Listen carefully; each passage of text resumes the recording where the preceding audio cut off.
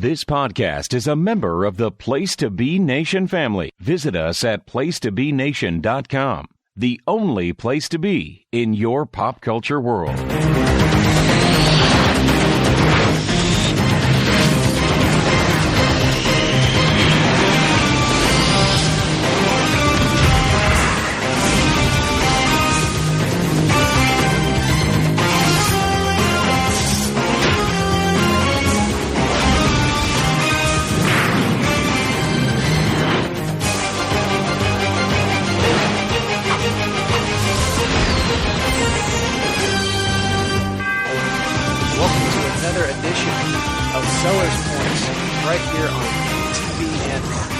That's Place to Be Nation Pop. They gave us our own little segment, not because they don't love us over at placetobenation.com or anything, but because they thought we were, cool enough to have our own section. And if you're listening to us on iTunes or through Podbean, hey, thank you and welcome to the show.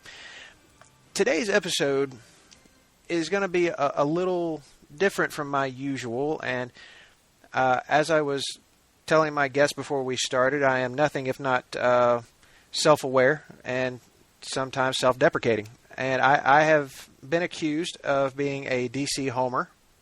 Guilty. So I'm just going to put it out there that this episode, there won't be any further mentions of DC Comics. None. Zero. Unless it's by one of the two guests that I have on the show. Because today, I'm getting back to my roots. Because before I was such a big DC fan, I made mine Marvel.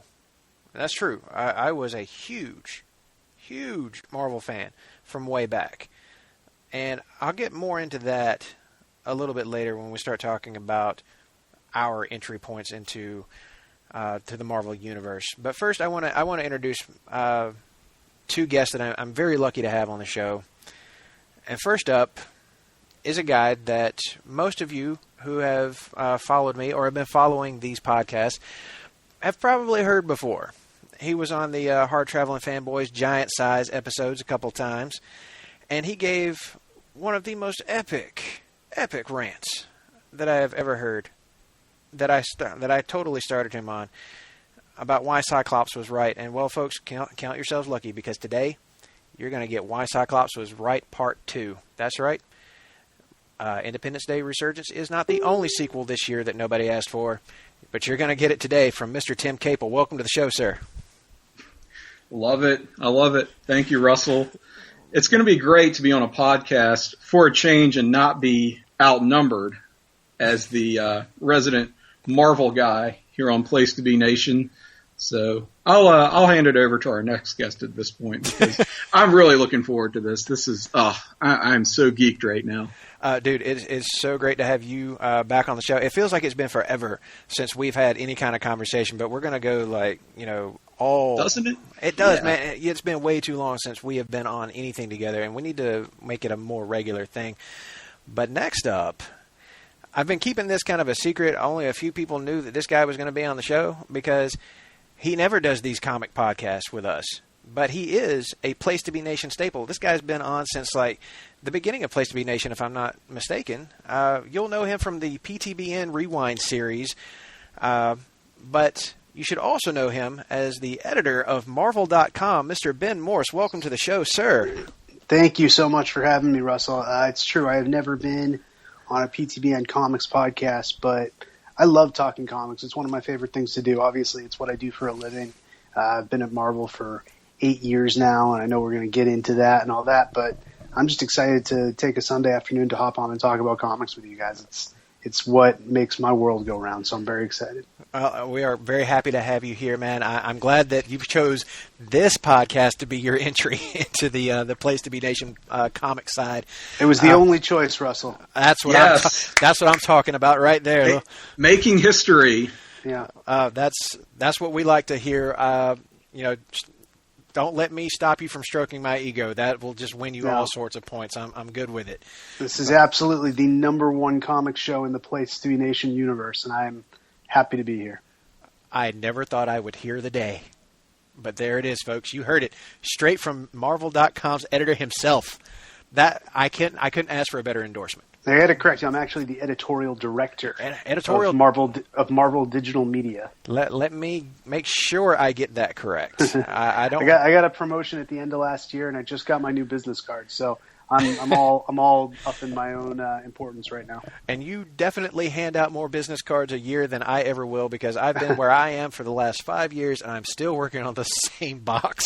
I was gonna say I've got a stack of those, and they're probably about 2 years stale now. So not making the rounds there with the business cards. So they really, congratulations to you, Mr. Morse. Thank you. We really don't, but you know what? Ben is much more visible with his job than I think either of us are, and we'll get into that in a little bit, because that we're actually going to get to something of that right now with a segment on the show I like to call Points of Entry. And this is where I like to let the guests talk about how they came to be fans of our particular subject. And that subject today, of course, being Marvel Comics.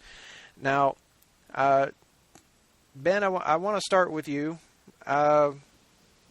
This is that time when think back to your childhood. I think all the way back when and how did you become a Marvel fan? Like what was it that brought you in and made you love these characters? Any particular character or story that grabbed you? I mean, when I was a kid, I loved superheroes in general. I think I have a picture. My mom rather has a picture that she uses all the time of me from when I was about 5 or 6, dressed up as the Flash. Nice. With my own homemade outfit. She posted that when I was having my graduation from college party. She blew it up and put it on a door in our house, so I could, make sure everybody saw that. Little yellow pipe cleaners as the wings, and little red bathing cap, and the whole nine. But as I got older and started to actually know who the characters were, the entry point for Marvel for me was the same as a lot of people from my generation, and that was the X-Men cartoon on Fox.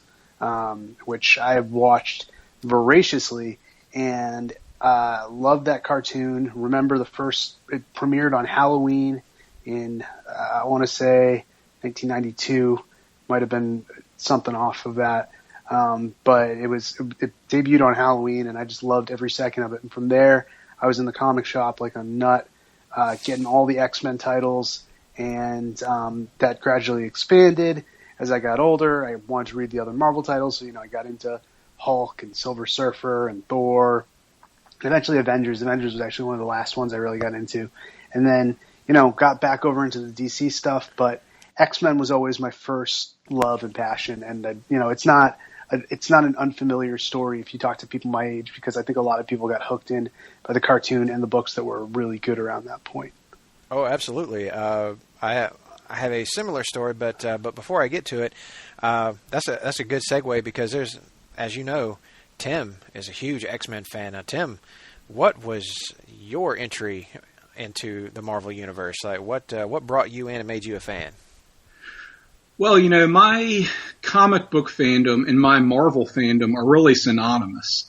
I think I've kind of told this story before, but I don't remember a period in my life where comics were not a part of my existence. You know what I mean? It's one of those interests where I don't know what life was like before comic books, and specifically superhero comics. So growing up,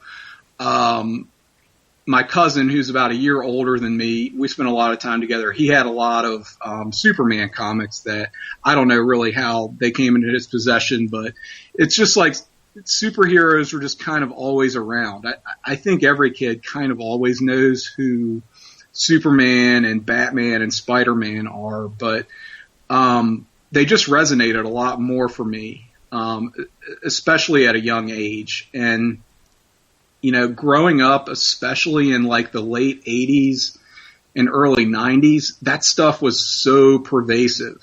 And where it got started with Marvel, like hardcore, I would say was actually the first original line of X-Men action figures by Toy Biz. So these weren't great achievements and action figure articulation and sculpting, but for their time, they were pretty decent. So this was, I'd have to say like probably 1991. It was a line with it's like Wolverine and Archangel and Cyclops, Colossus, Magneto, Apocalypse. I'm acting like I'm just winging it, but I know exactly which, the entire assortment. Was Iceman Series 1 or Series 2? He was Series 2. There was one that was clear, and that you could he had an ice slide, and then there was one they did like a variant later on where he was kind of more translucent bluish color. Yeah, I have the clear one. Yeah, I do too. So that's how you like got in on the ground floor. If you had the clear one that changed color in the freezer, that's when you knew you're like an OG. I brought it to college with me, and it was in my little mini fridge down in my dorm room with my friends. There'd be like just a bunch of beers and then an Iceman figure. Always. Fantastic. And always, and they had in the ice slide pegs you put his feet into, but there's a dip in it. So if you put water in, you could actually make an ice cube. Yeah, you could make an ice cube. You could do like an ice luge kind of thing. It's brilliant. Brilliant did stuff. In college, did anyone actually drink out of the little ice slide? Oh, I'm sure. I'm sure, yeah, right? Definitely. I just wanted one of you to use Iceman to cool your drink off at some point. Yeah, that would be just such a great visual. I was like, "What's this hanging out of your cup?" Oh, that's just my favorite action figure. And he would change color again. Yeah, he would. Yeah. As would you, as you drank throughout the night. So, all that processed plastic made in Taiwan. Quite so. Tim, correct me if I'm wrong, but I think I remember this series. Was the Wolverine figure in that the brown and tan costume Wolverine? Yeah, this was the brown and tan one. He had claws that you popped a little peg and they popped out of the back of his forearms. It was the only one that had like actual retractable claws like that. He came with a little removable mask you could wear on your finger as a ring. I don't know why you would do that, but that's weird. Yeah, you could. I think I'm thinking of a different series then, because the one I was thinking of, he did have claws, but they would slide onto the hands instead of popping out. So this is a totally different series, but same costume. This might be a point of controversy, but I actually prefer that costume look to the yellow and blue look. I think a lot of people do. I actually do too, yeah. But I do like the yellow and blue. I do prefer the brown and tan one. But anyway, I was always into action figures as a kid, and X-Men was the one that came along. And again, it was my cousin who kind of discovered it and was like, "Dude, have you seen these new action figures? X-Men." And I'm like, "What's X-Men?" I'd never heard of it, even though I was into comics and into superheroes. This was all new to me, and so I'm kind of thinking that this is just going to be another thing that's sort of a flash in the pan, as a lot of these properties are in the 80s. You had your Masters of the Universe, your Thundercats, God, I can't believe I'm even saying this, Silverhawks, if you remember that. Hey, wait a minute. I was a huge fan of Silverhawks, Tim. You watch it, sir. How about it? But let's face it, these weren't around for long, right? No, they weren't. They really weren't. So X-Men was kind of the latest and greatest, but it was a little bit different in that as I began collecting these action figures, I learned, hey, these guys have kind of been around for a long time. They've got some legs on them and some real longevity here. And the thing is, they came packaged with a trading card. That first series of Marvel, I think the company was Impel, trading cards, where they had, just your basic bio on the character, their first appearance. They had famous battles and like number of victories, number of defeats, which I'm sure was totally fabricated, but such were the nature of trading cards in the early 90s. So yeah, but Tim raises a really good point. Like what makes X-Men and all comics properties stand out from Masters of the Universe or Silverhawks or something like that is that moment you realize, particularly if you're a kid, and it's the same with wrestling, honestly. It's that moment you realize that there's a huge, complex history behind this that you can go and seek out. It's not just they've been on TV for 1 or 2 seasons. There are decades and decades and hundreds of comics you can go get, and that's just the most, as a little kid, and even as an adult, that's the most exciting thing to realize. Oh, it absolutely is. And it was all new to me, even at the age of I don't know, 7, 8 years old, whatever I was, and seeing whoever it is, Magneto, first appearance, X-Men #1, 1963. 1963, yep. Wait a minute, 1963? How have these characters been around this long and I've never heard of this before? Well, it's because I'm 7 years old. That's why I've never heard of it. But that's what hooked me. It was like, this is a whole new world to me that's just opened up. And it's like, wait a minute, this isn't going anywhere. This is the first time I'm encountering it, but this is big. This is a big deal here. I feel like this is like my initiation into a secret society. And it didn't stop with the action figures, of course. You had the trading cards, which kept going. There was another series, and you could find these anywhere. Just like comics at the supermarket, at the drugstore, at your convenience store. You could pick up these trading cards anywhere. And we've talked about this in the past, Russell and Greg and Nick too, about how these trading cards were pretty important in our formative development as comic book fans too. And that, of course, led to the comics, which I knew comics were a thing, obviously. I'd been picking up comics here and there. Captain America was the first superhero I really followed with any regularity in the comics. He was my first favorite superhero, and I've written about that at placetobenation.com. You can check out those articles. But with X-Men, it was right around the time of this action figure series and this trading card series that X-Men #1, Chris Claremont and Jim Lee, was hitting the stands August of 1991. And that's where it all happened. That's where it really arrived for me as specifically an X-Men comic book fan, and there was no looking back after that. I mean, the mass merchandising and the multimedia of X-Men after that, in the comics, in the toy aisles, trading cards, the animated series, which Ben talked about, it was just like boom, boom, boom, one thing after another, and you couldn't get enough of it. Everywhere you turn, it was everywhere, and it was everything you could ever want. The video games, we haven't even touched on that, but the Sega Genesis games, it was like everything you could ever want from your multimedia experience, you could find the X-Men in. And you got to give Marvel deserves a lot of credit because in the 90s, like right around that time, you mentioned the comic, the TV show, all of that stuff hitting like in quick succession. Yes. That was just a really great marketing strategy to have it all ready to go all at once.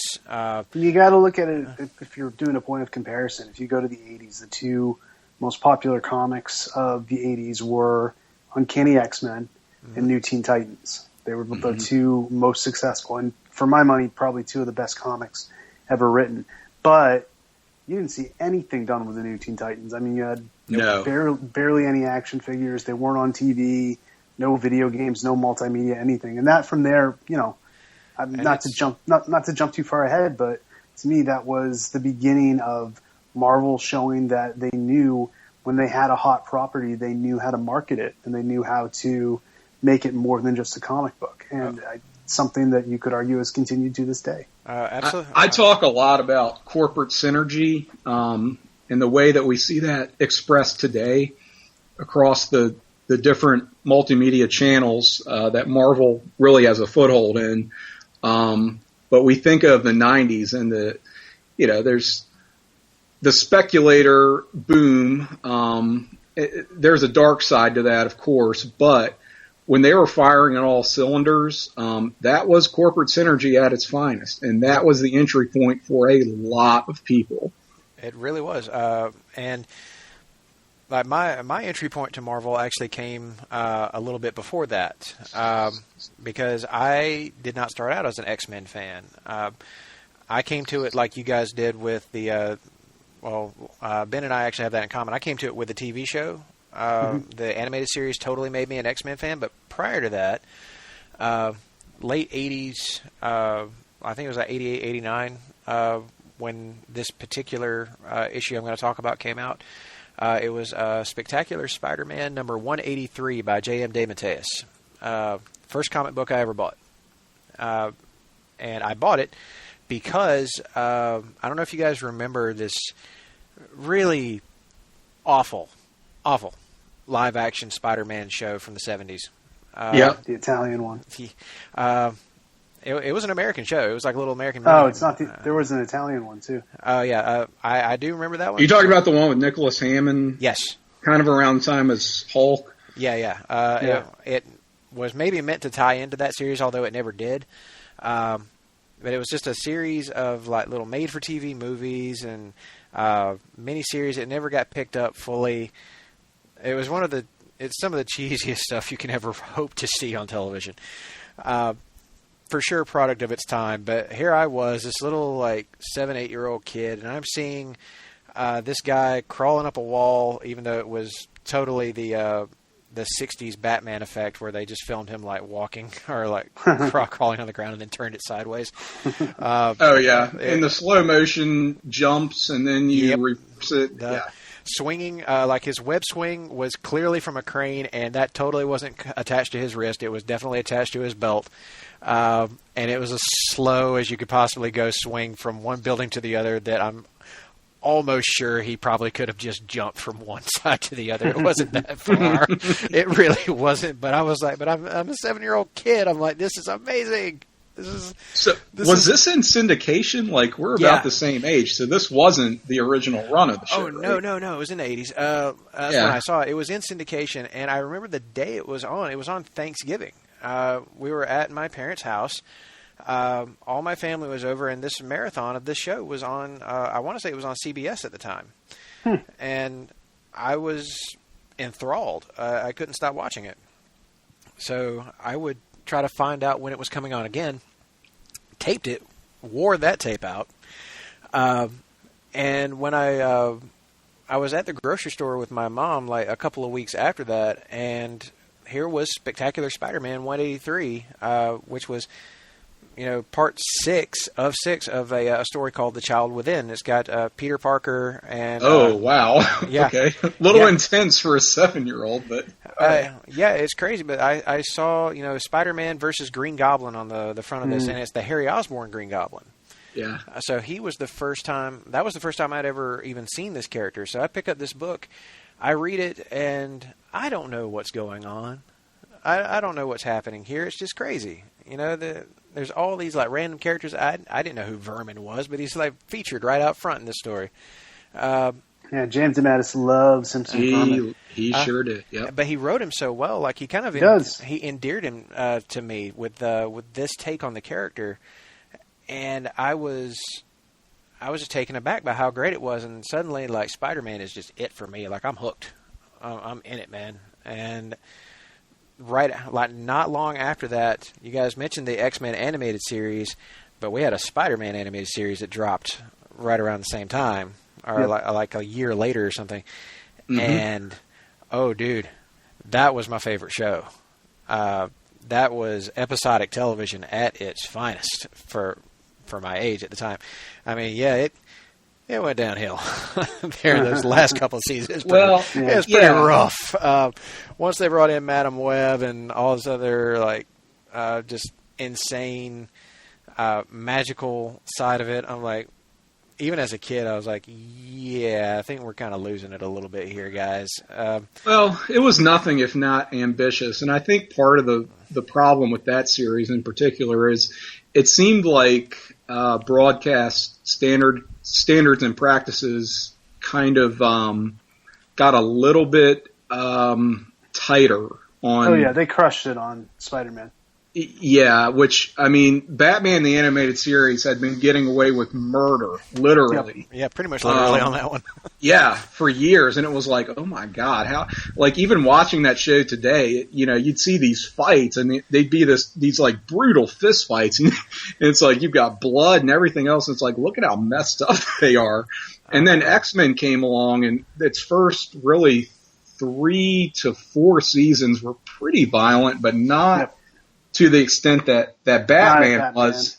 No. And then Spider-Man, it was like, okay, we've got to tone it down. And it got progressively more neutered as time went on. But it's always interesting for me to hear from people, Russell, who say Spider-Man was kind of their gateway character, though, particularly around our age in the 80s and 90s, because everyone says they're like, Spider-Man is the everyman. He's the most relatable character there is. But when I was growing up, I never got that into Spider-Man simply because he was married to a supermodel. Yeah. He was a science genius. And just all these, I liked him fine. I collected Spider-Man comics. I thought his costume was cool. This was right before all the clone stuff was going down. Mm-hmm. But I never found him I'm never like, I'm just like him. I could be like this too. And I guess that's a lot of, remnant of the early Lee Ditko. He really was every comic book reader. But that was why, my Spider-Man character was always Nova, because I thought he was much more average. He was always like, he was this guy who, had friends, but wasn't the most popular kid in school. Pretty smart, but not a genius. Just average all around. And that's, not to belabor the point, that's how I ended up getting into as much as I loved X-Men, I loved New Warriors more. Oh, that was my favorite book, period. And Nova was my favorite character, and just got totally into that. So sorry to put the aside, but I always like to do that when people talk about Spider-Man, because we almost never hear about New Warriors in any of these podcasts. So it's really interesting to have somebody finally bring that up and talk. Oh man, New Warriors was so ahead of its time, just in terms of dealing with, it was Fabian Nicieza, whose name I know I have to pronounce later. That's how I would. Spoiler alert, Ben. Who was just, to me, the best writer when I was a kid. And I get to meet him as an adult and actually got to lunch with him and do stuff like that. It's something that blows my mind. Something 8 years into my tenure at Marvel, I still get goosebumps when I see Fabian Nicieza. He was just my hero as a kid. But New Warriors was just dealing with stuff involving the environment, stuff involving, the choices that the teenagers were having to make in those times. It was really revolutionary stuff. Child abuse, everything. Crime and punishment, and that society. It would be years later when I would read New Teen Titans, and New Teen Titans to me is the New Warriors of the '80s, where they just dealt with so many different genres and did it so well.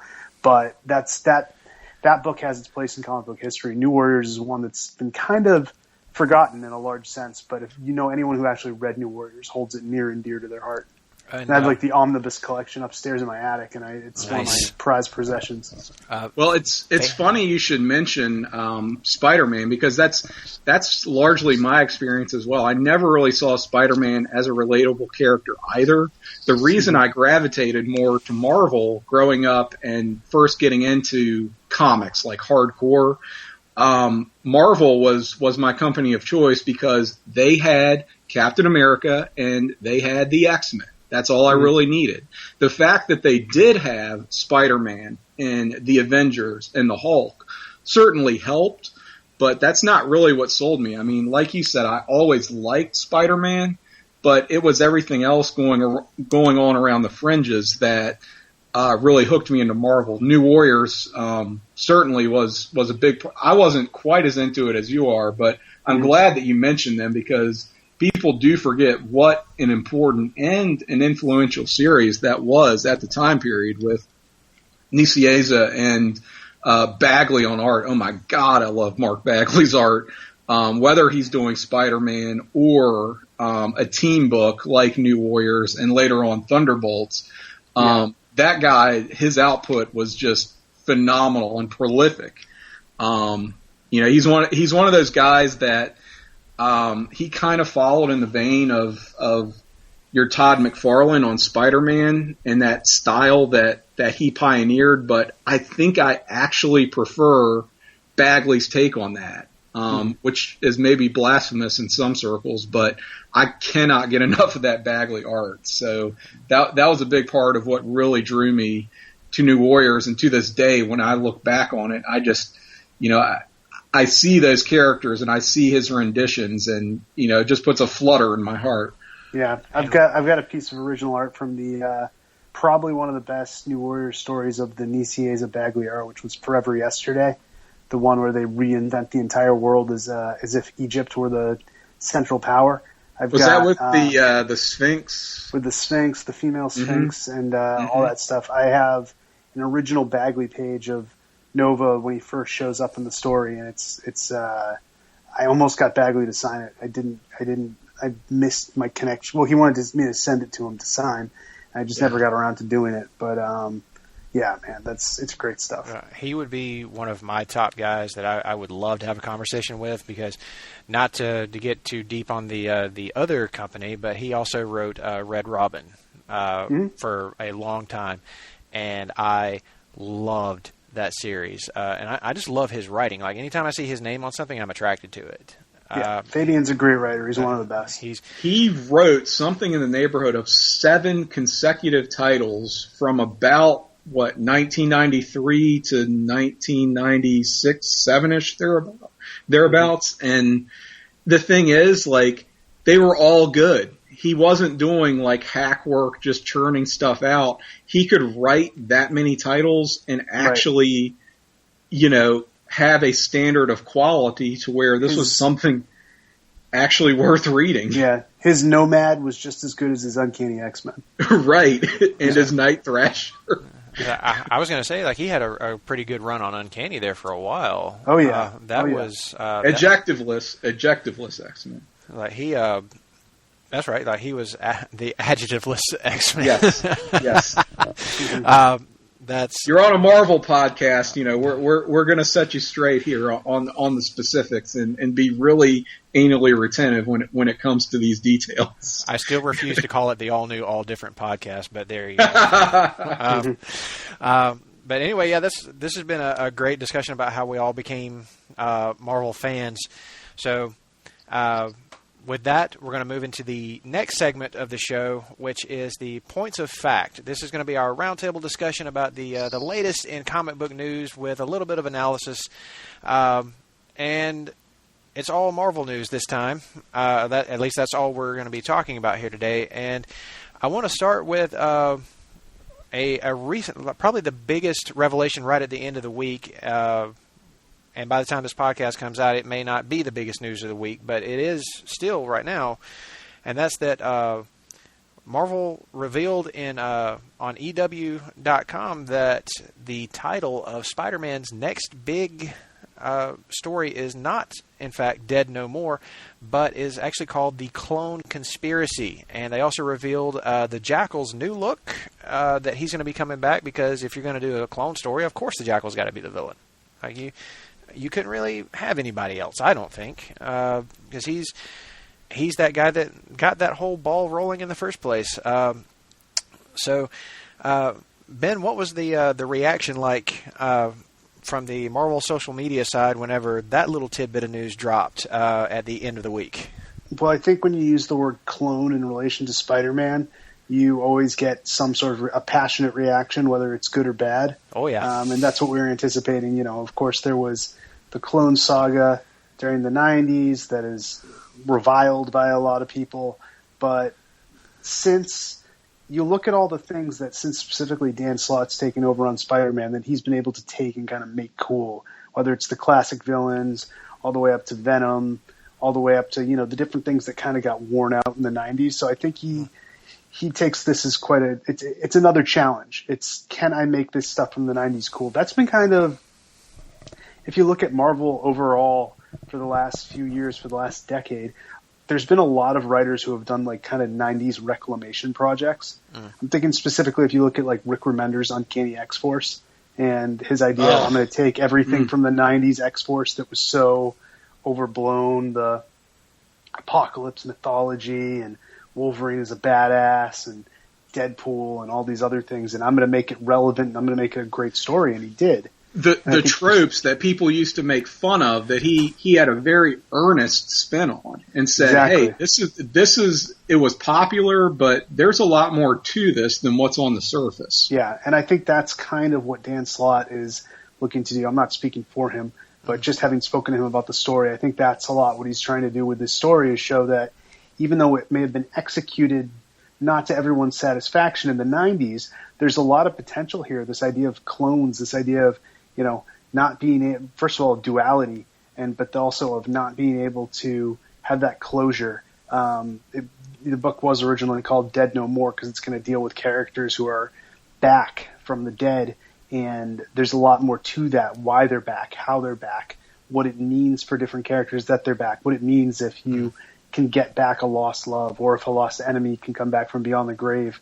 And I'm glad they revealed the Jackal, because I'm so psyched about Dan's take on the Jackal. I'm not going to say anything here because it would be giving stuff away, but he's got such a unique look at the Jackal. And again, if you look at Dan's approach to different events, the way he's handled Doc Octopus, the way he's handled Green Goblin, he always has a very specific take on a villain and what their motivation is and what makes them cool, stripping away kind of the decades worth of continuity that's made them bogged down and showing how this is a really cool villain and this is why you liked him in the first place. And I think you're really going to get that with the Jackal. And I hope so. As regular listeners of the podcast know, Nick, Duke, and I are not always so high on Dan Slott, but I don't know if Nick ever actually got around to reading it, but I know I did. I read all of Superior Spider-Man, which I found to be one of the freshest and just most engaging and just overall great Spider-Man comics of the last decade. Every issue, I was just hanging on everything that was happening. It was action-packed. It was poignant. It was also, surprisingly, funny.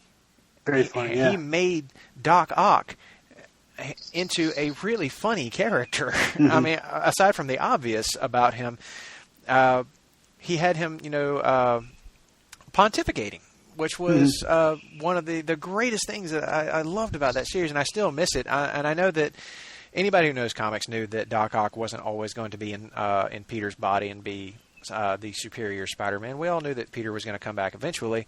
But I got to tell you, man, there are days I really still miss that series because, man, he wrote it so well. It was just and even the Ryan Stegman art on that book. I gotta give a little shout out there. I got a little applause because I know that he's another one of those artists who's a little bit divisive in the fandom. But I thought it really fit that story, and both guys, Slott and Stegman, just were knocking it out of the park with every single issue. And I've tried to spread the love about that issue, about those issues as much as I could, because there were people who kind of dropped out after they saw Peter quote unquote die. I'm like, no, you guys got to try Superior Spider-Man. I'm still going to be a shill for that book because it is absolutely outstanding. I'll put it up there as like my favorite of Dan Slott's work. But with this Dead No More thing going into being the clone conspiracy, that actually kind of made me breathe a little sigh of relief, because at first I thought, are we about to do this magical thing where we bring an actually dead character back to life? But then when they said clones, I started to think, what could it be? Could it be that they're going to clone some of these characters rather than necessarily bringing them completely back from the dead? Now, if that's the case, okay. That's got some roots in Spider-Man's more science history. I was going to say, I think with Spider-Man you always lean harder on science. When you bring in magic, it can sometimes be cool as a one-off. I mean, it's similar to if you do magic in Superman. Superman at its heart is a science fiction strip. But Spider-Man is really, really tied up in science. So when you do magic, you have to be careful. It can be a cool story, kind of a fish out of water story, but when it's leaning towards more science stuff, that's when it really feels more like a Spider-Man story. So I don't think you were alone on that, Russell. Oh yeah, I saw some of the reaction, like some of it. You see some negative stuff out there, as tends to happen when any company does, well, pretty much anything. That just tends to happen. But with this story, I was like, okay, well, I'm intrigued.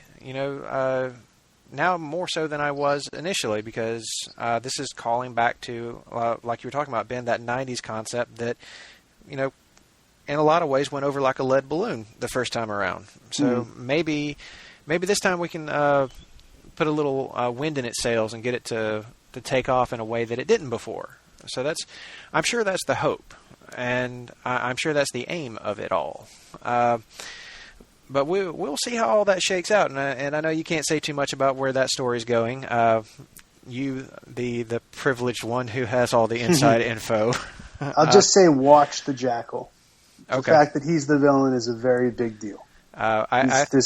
You You were saying how Dan took Dr. Octopus to a whole nother level with Superior Spider-Man. Oh, yeah. I'd say look for the Jackal to be elevated to a whole new level with Clone Conspiracy. Oh, I will definitely be looking forward to that then. And I think everybody's kind of expecting this to also be the return of Doc Ock, which was the primary talk that was floating around for a long time whenever it was first announced as Dead No More. I mean, Doc Ock isn't exactly dead. As far as I know, he's still running around in a little robot body. So this will be a chance to maybe put us back to the standard status quo of Dr. Octopus, who, for my money, is Spider-Man's second best villain next to the Harry Osborn Green Goblin. That's right, I said it, and I'm not taking it back. But I won't get into my long-winded rant about why that's true. But the other bit of news that dropped this week was the Bruce Banner Hulk is about to make a really big impact in Civil War II. Not that we haven't had a Hulk or anything. I mean, we've had Amadeus Cho being the current Hulk and totally awesome Hulk. And we'll be seeing this coming up Wednesday. I don't know when this podcast is exactly dropping, but if it's before the issue comes out, make sure you get Totally Awesome Hulk number 7, because Bruce Banner's back after an 8-month absence. The preview page had him getting punched in the face and not hulking out. So we know that's not going to last. We've all saw the other cover with a very conveniently placed shadow over a certain area, because Hulk's, shall we say, Hulkling was hanging free. Well done. Well done on that one. What's no stretchy pants to obscure the action there? No pants, period. It's pretty much Hulk is going commando for Civil War II, and we're all good with it. Now I will hear Hulk's voice as Arnold Schwarzenegger from now on. But anyway, Ben, what's the story there from the Marvel side of the house, bringing Hulk back? What can you tease us with? Well, I've read the issue, so I can tease you. It's a good issue. I usually get all my books a week beforehand. It's got art by Alan Davis, Mark Farmer, so it's gorgeous. It's the story of where Bruce has been this whole time. Amadeus has been running around as the Hulk, and is he really cured forever? Because Bruce Banner has certainly been cured a number of times. What can I tease?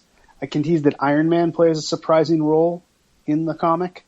I can tease that Bruce Banner's attitude on his actions, just because he's not the Hulk anymore, doesn't mean he doesn't still feel guilt for all the things he did as a Hulk.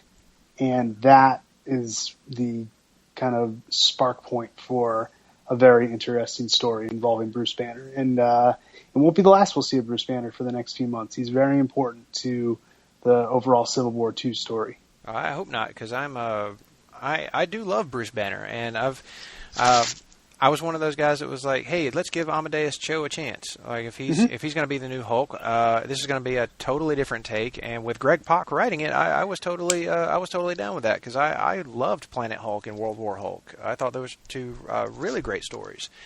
And to have it must be nice, having Pak back home at Marvel right now. Sure. He's loved having him over at DC for an Action Comics run, but I can safely say that I think his Hulk is where his heart is, like his big green gamma irradiated heart. But that's all good. But now we're going to get into a little bit of older news, but it's something that I wanted to get a different perspective on, because we're all, I think, familiar with the Captain America controversy that just happened, and some outrageous things went on in fandom during that. Some stuff that just makes me hang my head and shake it at how bad fans can be sometimes in their reactions. Like, there's nothing wrong with being passionate, folks, but there is something wrong with threatening a creator over a story that you didn't like. Like, if you didn't like something, hey, fine, cool, whatever. But even if it is your favorite character, and I mean, hell, I'm a Spider-Man fan. I've seen my favorite character go through some shit now, but I have never, ever thought that it was a cool idea or even a good idea to threaten a creator for doing something I didn't like. That's just insane.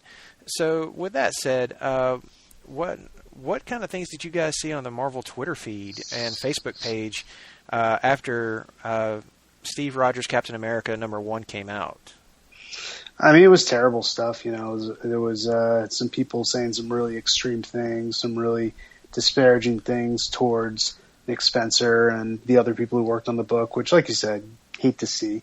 These characters are everyone's. They belong to everyone, and there's going to be stories told about them that go all over the place. But you have to remember they've been around for decades and decades, and your favorite story is not changed by what's happening in this week. And also, you got to give it a chance to play out. I think that was what, I don't want to say surprised us. I think we all knew there was going to be a reaction, but it was a little disappointing that it was reaction, just how little was being reacted to, It wasn't, okay, we've concluded this year-long story and people are upset with the outcome. It was, this is the first page of a story that's clearly just developing, and that there's clearly more than meets the eye on. This was by definition a last page reveal.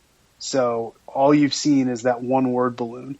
And I can tell you the second issue comes out this week, and you will have a lot more information on what happened just after reading this second issue. And I think there was a tendency, there was a thinking of, should we say that right off the bat? Should we say, like, hey guys, don't worry, the second issue fills in a lot more of these blanks that you're worried about? And I think Tom Brevoort, the editor on the book, was mostly just like, you know what, let's just stand by Nick and stand by his story. And he's got a story to tell here.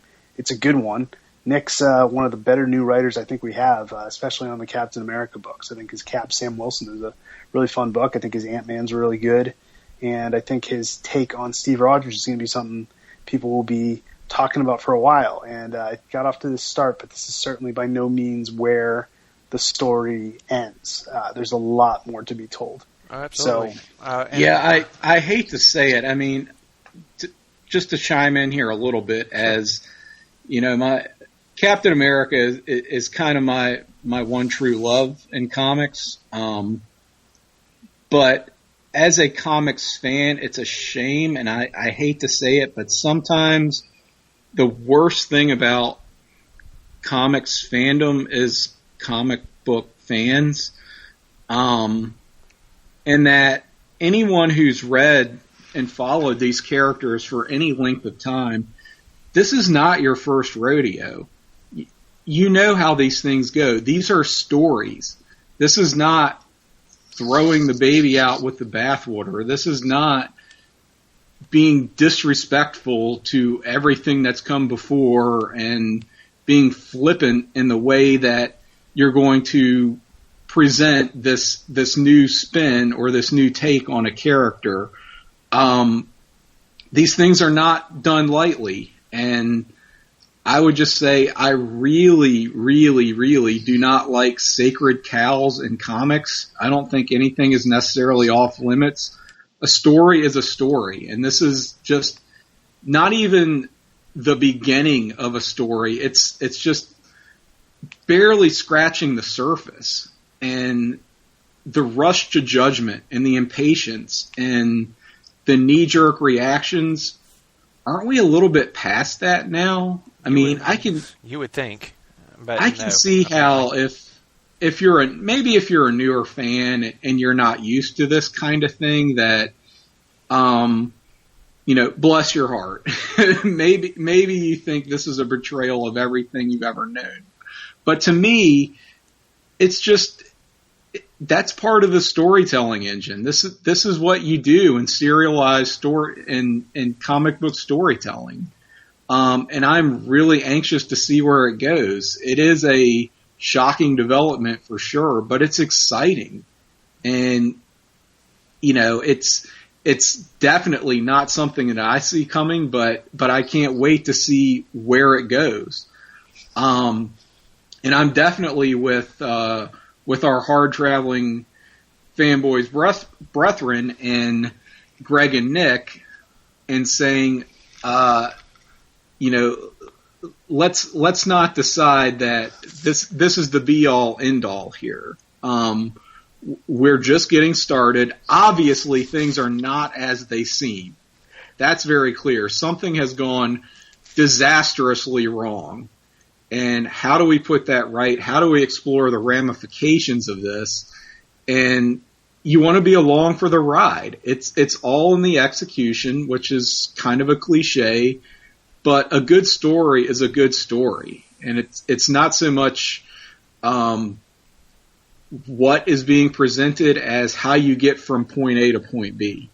So that's what I want to see. I mean, there's been how many stories have been told with Captain America over the years that are a little bit redundant, that we've been there, done that, and this is something that seems truly original and actually is deserving of the publicity that it's receiving. So, and honestly, it's not even the first time that something quite like this has happened before, because there was a story where there was a brainwashed Captain America, and I want to say this was back during the maybe in the Lee and Ditko era when Captain America was brainwashed by Red Skull and was full on Heil Hitler saluting Hitler himself. And it was a Jack Kirby story. Yeah, exactly. It was a Kirby drawn story, and I'm sitting here like, folks, this is not worth getting upset over. This is a pretty standard thing for comics. And Ben, I do want to give Marvel some big kudos on their response to it, though, because they totally stood by Nick Spencer when they could have done the whole like hard backpedal thing and said, "Oh, we're going to completely kowtow to all the upset fans out there and start undoing this as quickly as possible." But instead, they've done the exact opposite, which was to stand by your writer and stand by your story. And I want to give big props to Marvel for that, because we know where he's going with this, and we have confidence in Nick as a professional, and he's earned that level of respect at Marvel. So he's definitely going to get that support. How's he doing, by the way? I wanted to ask that question because I think it's something that kind of gets lost in the conversation. But he's had to endure some really tough language coming from some people lately. Have you talked to him to see how he's doing? How's he handling all this? Nick's doing pretty well. He's a funny guy. He lets stuff bounce off him pretty well. He's not someone who gets offended easily.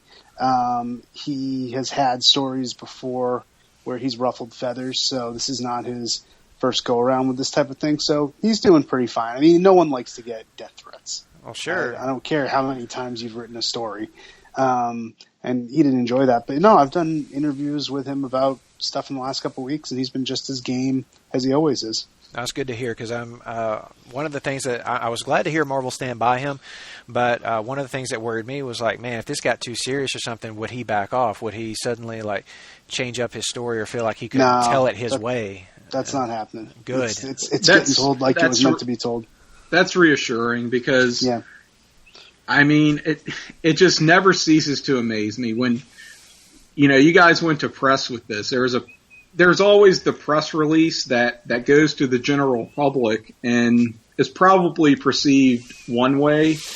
But at the same time, there's kind of a wink, wink, nudge, nudge to the comics book community and the people who are really invested in this, who you're kind of tacitly saying, hey guys, this is a story and everything that's old is new again. Like I said, this is not your first rodeo.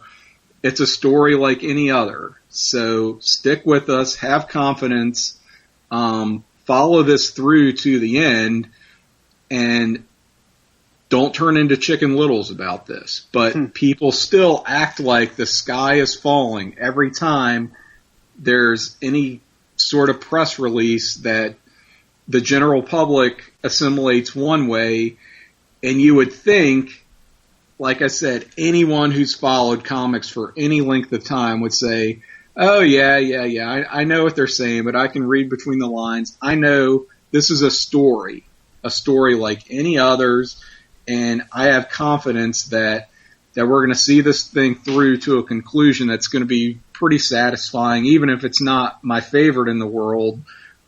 It's nothing is worth sending death threats to creators over. I mean, that's completely deplorable and inexcusable. And it's it's mind-boggling that kind of thing still goes on today.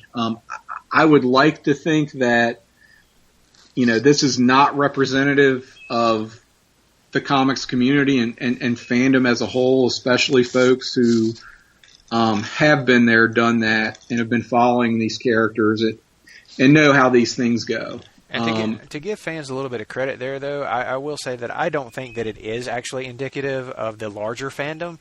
I think it's very much a small group of people who are just very vocal and have themselves a nice platform to shout from on Twitter and Facebook. It's a vocal minority. Absolutely. And the proof is in the pudding here, because you look at the sales numbers on that issue of Captain America, and it's already gone to a second. It may be going to a third print for all I know.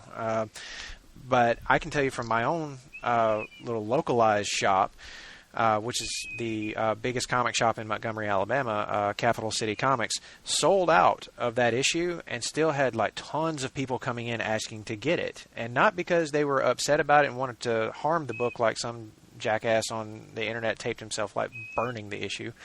But these folks were genuinely intrigued. Like they wanted to read this story. Like they were totally into this idea of, oh my God, Captain America has joined Hydra. What's going on? This is crazy. I want to read this. That's what you want to see. That's the kind of thing that I think is actually the majority. And I mean, you don't sell over 100,000 copies of a book if people aren't intrigued. And that's where I want to kind of close out our little like news and analysis section and move on. I will say this, since I have the opportunity to have been on the line here, don't you just wish that you were working for Marvel back in the days in the 70s when fans of Steve Englehart's Doctor Strange and Jim Starlin would react to these big momentous events by mailing letters with doobies to to the creator. Nothing like get drugs in the mail.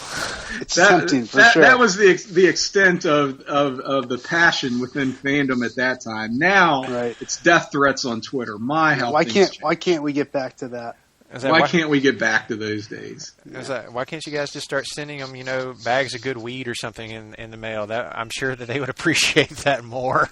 I mean, my goodness, it's just, guys, it's comics. Really, it's like, come on, guys, we can be a little bit more mature than that, can't we? We're not necessarily all 12 anymore, but even as a 12-year-old, and I don't say that to mean, it's just comics. I just mean. That's the storytelling. That's the storytelling cycle. I've seen some of the wrestling fandom boards, and wow, no, they're way worse. It's wherever you go too, man. It's like in every type of fandom now. I'm like, what is this disease that has infected us? We've got to get past it. But speaking of getting past things, let's get on to the next segment of the show, which I like to call Finer Points, where we're going to kind of get into a little bit of a deeper subject, and we've all mentioned who our favorite characters were, what got us into Marvel Comics in the first place. And this segment is going to be all about us getting into some X-Men talk. Because X-Men is kind of the common thread, I think, in a lot of our Marvel fandoms. You notice how it's not Avengers? Like, we're all like X-Men geeks here? Not necessarily. Well, not everybody, but X-Men has a larger fan base, at least among us. Well, that's the thing. If you look at Avengers being the top franchise in comics and honestly in media, it is a very recent development. I mean, that was, the X-Men were the heavy hitters throughout the 80s, throughout the 90s. So if you have guys in their 20s, 30s, 40s who are still reading the books, that was their sweet spot. The Avengers was just kind of, the idea of the Avengers was always a big deal. The idea that that's where you have all your top heroes was always a big deal. But the execution of the Avengers as a top-tier title is something that's come about really recently. And that's with all due respect to some great Avengers runs that I love. I mean, I love Roger Stern's Avengers. I love Kurt Busiek's Avengers. Kurt Busiek's another name I have to pronounce. Yes, it is. I love Kurt Busiek and George Perez. To me, their Avengers is one of the best comics ever. Period. Yes. But it wasn't. It was not the flagship comic of Marvel. It simply wasn't. The X-Men were the bigger deal. And that's why you look at a lot of people who work in the industry, everyone loves X-Men. And people want to work on Avengers, but they don't necessarily have that deep-seated love for Avengers. I think in about 10 years, you're going to see a lot more people with the deep-seated love for Avengers because it's starting to have a little more of a tenure. But it's definitely a generational thing. Oh, absolutely. I'll speak as somebody who read like every single issue of Jonathan Hickman's Avengers and New Avengers. Right. It was some heady, trippy, steeped deep in the continuity stuff. And some stuff that it was even confusing to me, and I'm sitting here reasoning on Marvel Unlimited and flipping back and forth between issues like, what the hell's going on? But I'm intrigued. I can't stop reading it. I like to think of Jonathan Hickman as like this generation's Grant Morrison, and he's kind of doing for. He'd probably love that. I'll say that he's doing for. I think he did for Avengers kind of what Grant Morrison did for X-Men, which brings me to my next question. Or the first question of this segment for each of you, and hold on to your hats, folks, because here it comes. Tim, tell us a little bit about why Cyclops is your favorite X-Men. As Sam Jackson once said, hold on to your butts, here we go. You really love poking the bear, don't you? Yes. It's my favorite activity. All right, well, as with many things that we develop a great passion and love for as children, Cyclops became my first favorite X-Men character when I first got into X-Men comics, again, through the action figures, through the trading cards, and eventually through the comics themselves. I don't know. I always had like an affinity for characters with energy projection powers. I know that's a very weird, specific thing to home in on. At least you weren't a Gambit fan. Well, I'm not saying I wasn't, but damn it, he didn't become a favorite. I will say that much. And it's funny you mentioned him. If we have time, I may have some words on Gambit that relate back to these things we touched upon. But I just thought he was cool. I thought he had cool powers. He had these laser blasts that came out of his eyes, and then later I realized they weren't actually lasers. It was concussive force, and I was quick to correct anybody that said, "Oh, he had heat vision or laser blast." Oh no, that's a true Cyclops fan. That's the mark of a true Cyclops energy. Fan. Yes, it is. Yep. Get it right, And I mean, that's what drew me to him was just his look and his powers, and beyond that, like I said, once you pick a favorite, when you're a kid, you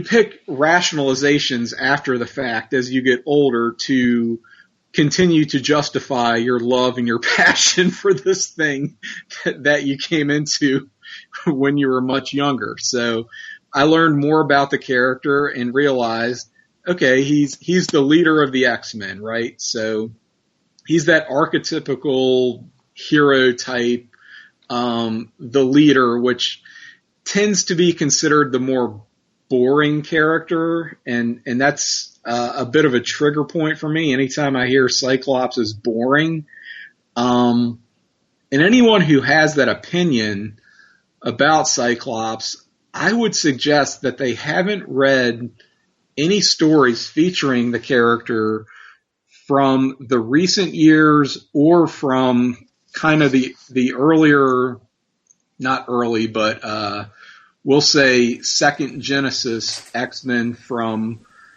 Giant Size #1 on. If you think Cyclops is boring, I think a lot of that is as Ben was alluding to before, a generational thing where the X-Men were hot and heavy in the 90s. Cyclops was a big part of that, and he sort of did draw short shrift in the 90s where he and Jean Grey as well were the stabilizing force within the team where there wasn't a lot going on surrounding them as characters. They were just meant to be for lack of a better word, the straight men of the team, where you had the more interesting guys like your Archangels, your Wolverines, That's the first time I've ever heard somebody say Archangel was more interesting. Yeah. Well, I'm saying in the 90s, okay? Right. The very angsty, the rogues, your Gambits with the melodrama surrounding them. They got to have the cool, interesting, very character-centered stories that were... Yeah, and Cyclops and Jean were the happily married couple. They were the happily married couple, and you need that in a proper team dynamic. Absolutely. You need the soap opera, you need the crazy shit going on all around them, and then you need sort of that grounding influence. And speaking of not to interrupt you too much, but that whole Cyclops Jean thing, you know what I really appreciate about that? They didn't do that stupid trope all the time of are they going to break up or aren't they? They didn't. That was never in question. Like Jean and Cyke, they were together. For better or for worse, they took that seriously. They introduced that whole other dynamic between those two. And that was something I really appreciated, because I can't tell you how sick I get of that same trope being brought up in so many different comic stories of, are they going to break up or are they going to stay together? I'm like, you know what? Why can't we just have a stable relationship where they're together and they're working through other problems? Because that's not all there is to relationships. Well, one thing we didn't mention was Psylocke.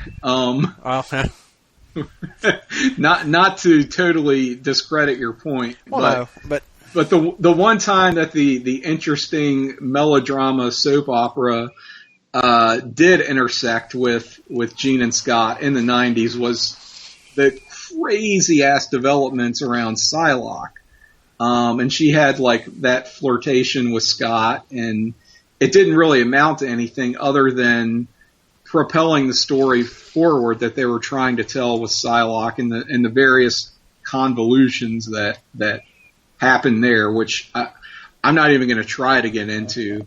But that was the X-Men in the 90s, right? Yeah. So it was. So I guess my point is, if your entire perception of Scott Summers comes from what was going on in the X-Men stories from the 90s and from the animated series in particular, in all fairness, I would say you're not getting the full picture. When you go back to those earlier stories, I'm talking the Claremont Cockrum and then later the Claremont Byrne stories, the X-Men were kind of the scrappy underdogs where nobody really respected them. They weren't the guys who went out and saved the world. And if they did, they didn't do it in a real public venue. Nobody really knew how important they were and what they really accomplished, and that's really fitting with the whole X-Men ethos.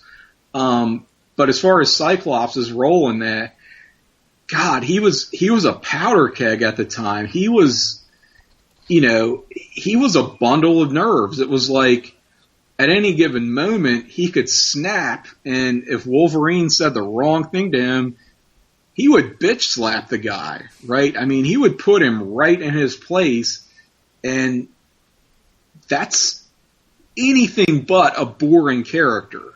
To have this leader who doesn't exactly have all of his marbles himself, he was on a very short fuse, and you never knew quite what you were going to get with Cyclops from one issue to the next. He's been handed this new team that he has to train. All of his teammates in the original X-Men have basically said, peace out. We're going to start our lives. We're going to go on, join new different teams, try to find a personal lives for ourselves. And Scott is left holding the bag. Yeah, because that's all. Say again? He's left behind. He's left behind, and he's left as the only person who's really qualified to do this, because it's all he's ever known. He's never had a personal life himself. I almost feel like he emerged as the leader of the X-Men because that's all Professor Xavier really saw in him. He's this sullen, withdrawn, introverted guy who's afraid of his own shadow, afraid of his powers. And logically speaking, when you go back to the original X-Men, who was more of the kind of traditional, obvious leader in that role? When you look at that original 5, it's Angel, right? Warren Worthington. He was rich. He was handsome. He was athletic. He was confident. But he was never the leader. Professor Xavier picked the one guy who is the least likely to exhibit any real leadership qualifications.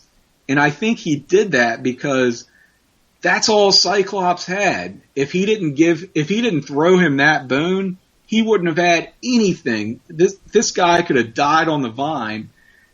And it's like Charles said, well, hell, we've got to try to give this guy something, because he could go down a path that could be really bad, not for himself, but for the rest of the world. So let's just see how he does with this. And he excelled. That's really what brought him out of his shell. And by the way, it sort of helps that no one else exactly stepped up to accept that challenge.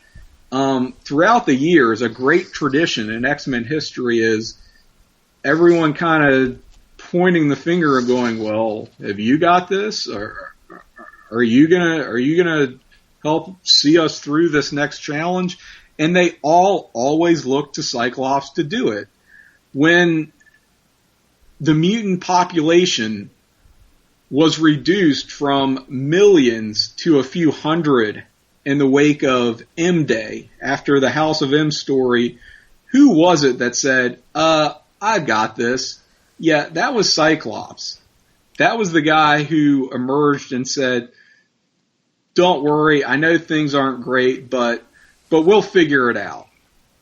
And I didn't see anyone else stepping up to take that challenge. So as much as people want to dump on the guy and say that he's a dick, I won't fight you too much on that point, but to say that he's uninteresting and boring, I think you might need a history lesson, is what I'm saying.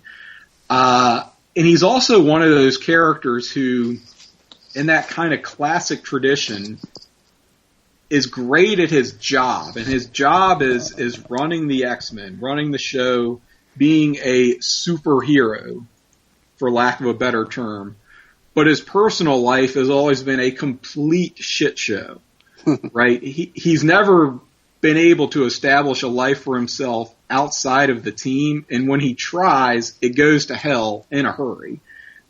So that's a dichotomy I've always found really interesting, whether in superhero comics or soap opera or, whatever kind of dramatic storytelling you're looking at. That's something I've always been really drawn to. Now, I'm not going to hold the man up as a role model by any means. Few of the X-Men really are. What's that? Few of the X-Men really are role models when you stop to think about it. Few of the X-Men, and Cyclops in particular, admittedly. We can get into some decisions he's made that did not reflect well on his character. So while he isn't a role model, that doesn't make him uninteresting. Oh, not in the least. I'm going to get into a controversial statement here, if you don't mind, because this is something that I have never said publicly, or at least not among this group of friends. But whenever I was watching the X-Men animated series, as much of a stick in the mud as Cyclops might have been at times, I always thought Wolverine was kind of an asshole.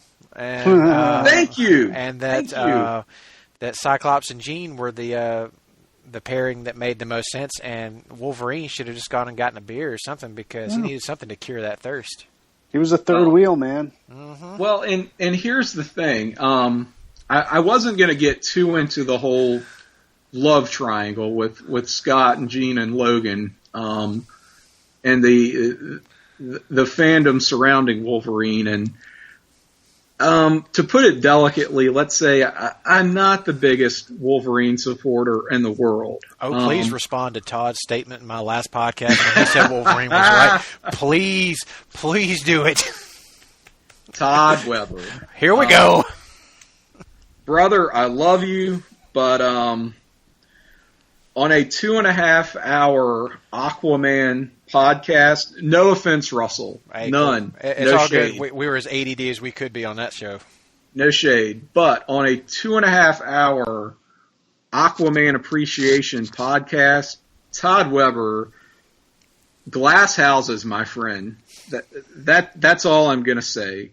Glass houses. So with your your latte sipping 405 driving freewheeling self, Don't forget his iPhone, please, or his iPad Pro.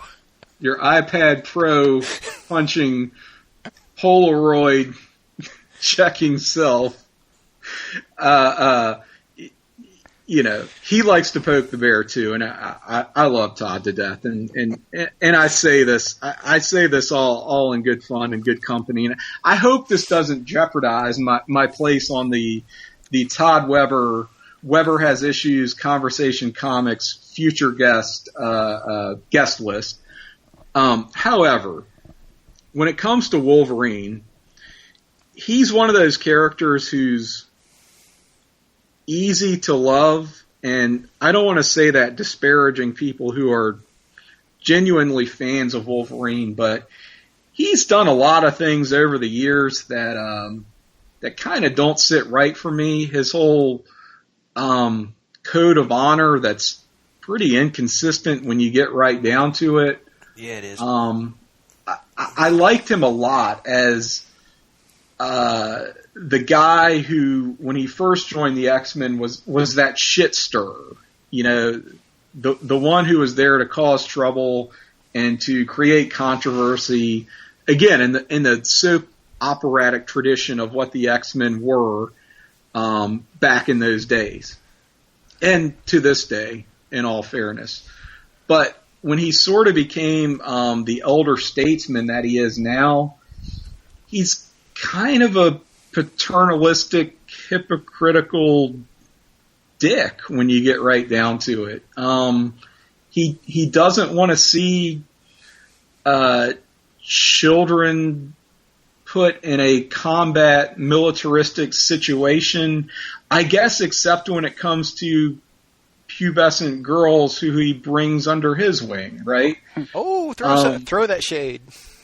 He doesn't like to he likes to walk that fine line of, hey bub, the X-Men don't kill except for when I'm taking care of my own business and I'm in Madripoor, and this is not an X-Men problem but a Wolverine problem, so I'm going to kill at my leisure. There is a moment here, though, Tim, and just to be fair, just to not disparage on Wolverine completely, there were times, if you'll recall, when it was Cyclops who was having Wolverine organize an X-Force group specifically to go and carry out assassination missions. And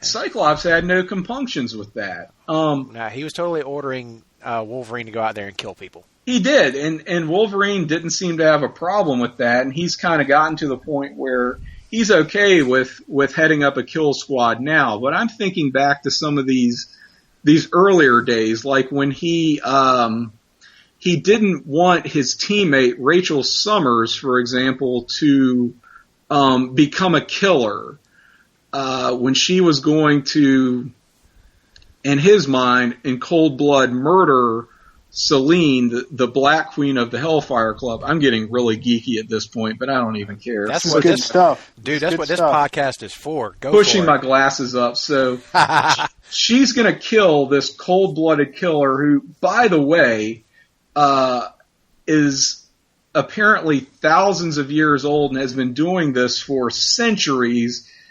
She's going to go ahead and put her down, and Wolverine says, no way, the X-Men don't do that. I'm going to stop him. So he responds in kind by stabbing his teammate in the chest, by potentially killing his own teammate to stop her from killing someone else who is herself a cold-blooded killer. And he's going to say, the X-Men don't kill.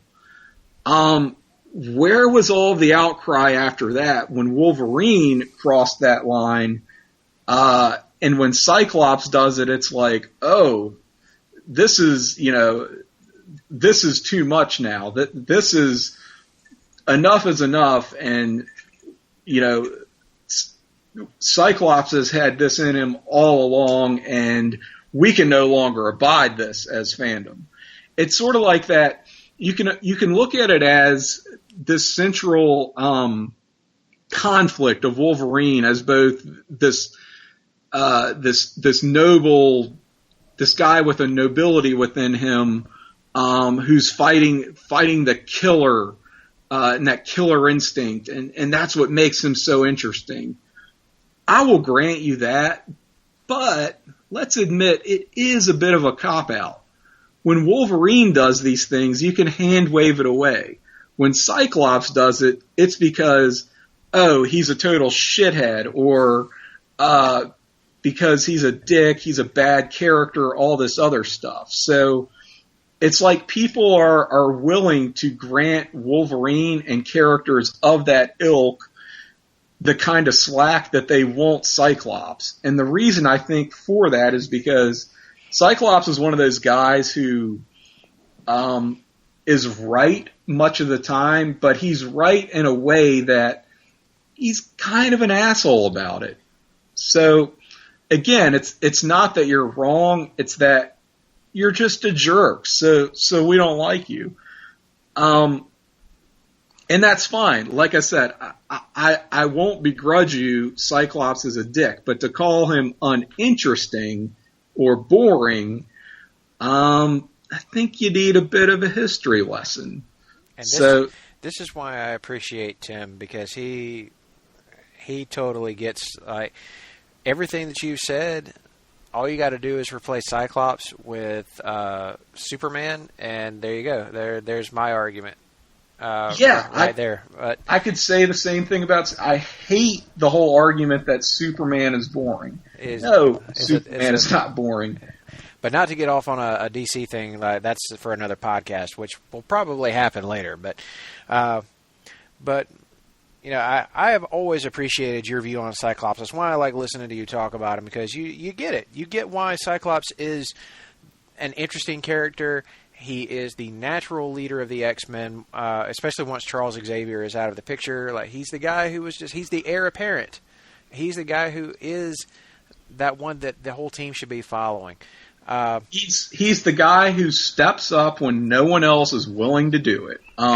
But he doesn't even necessarily want the job, he just tends to be the most qualified at it. I would say the only exception is when Storm's there and she wants to challenge. Well, I'm glad that you mentioned that. You got to bring that up. Mention that, because there's a thing between Storm and Cyclops fans where it seems like you can only be in one camp or another.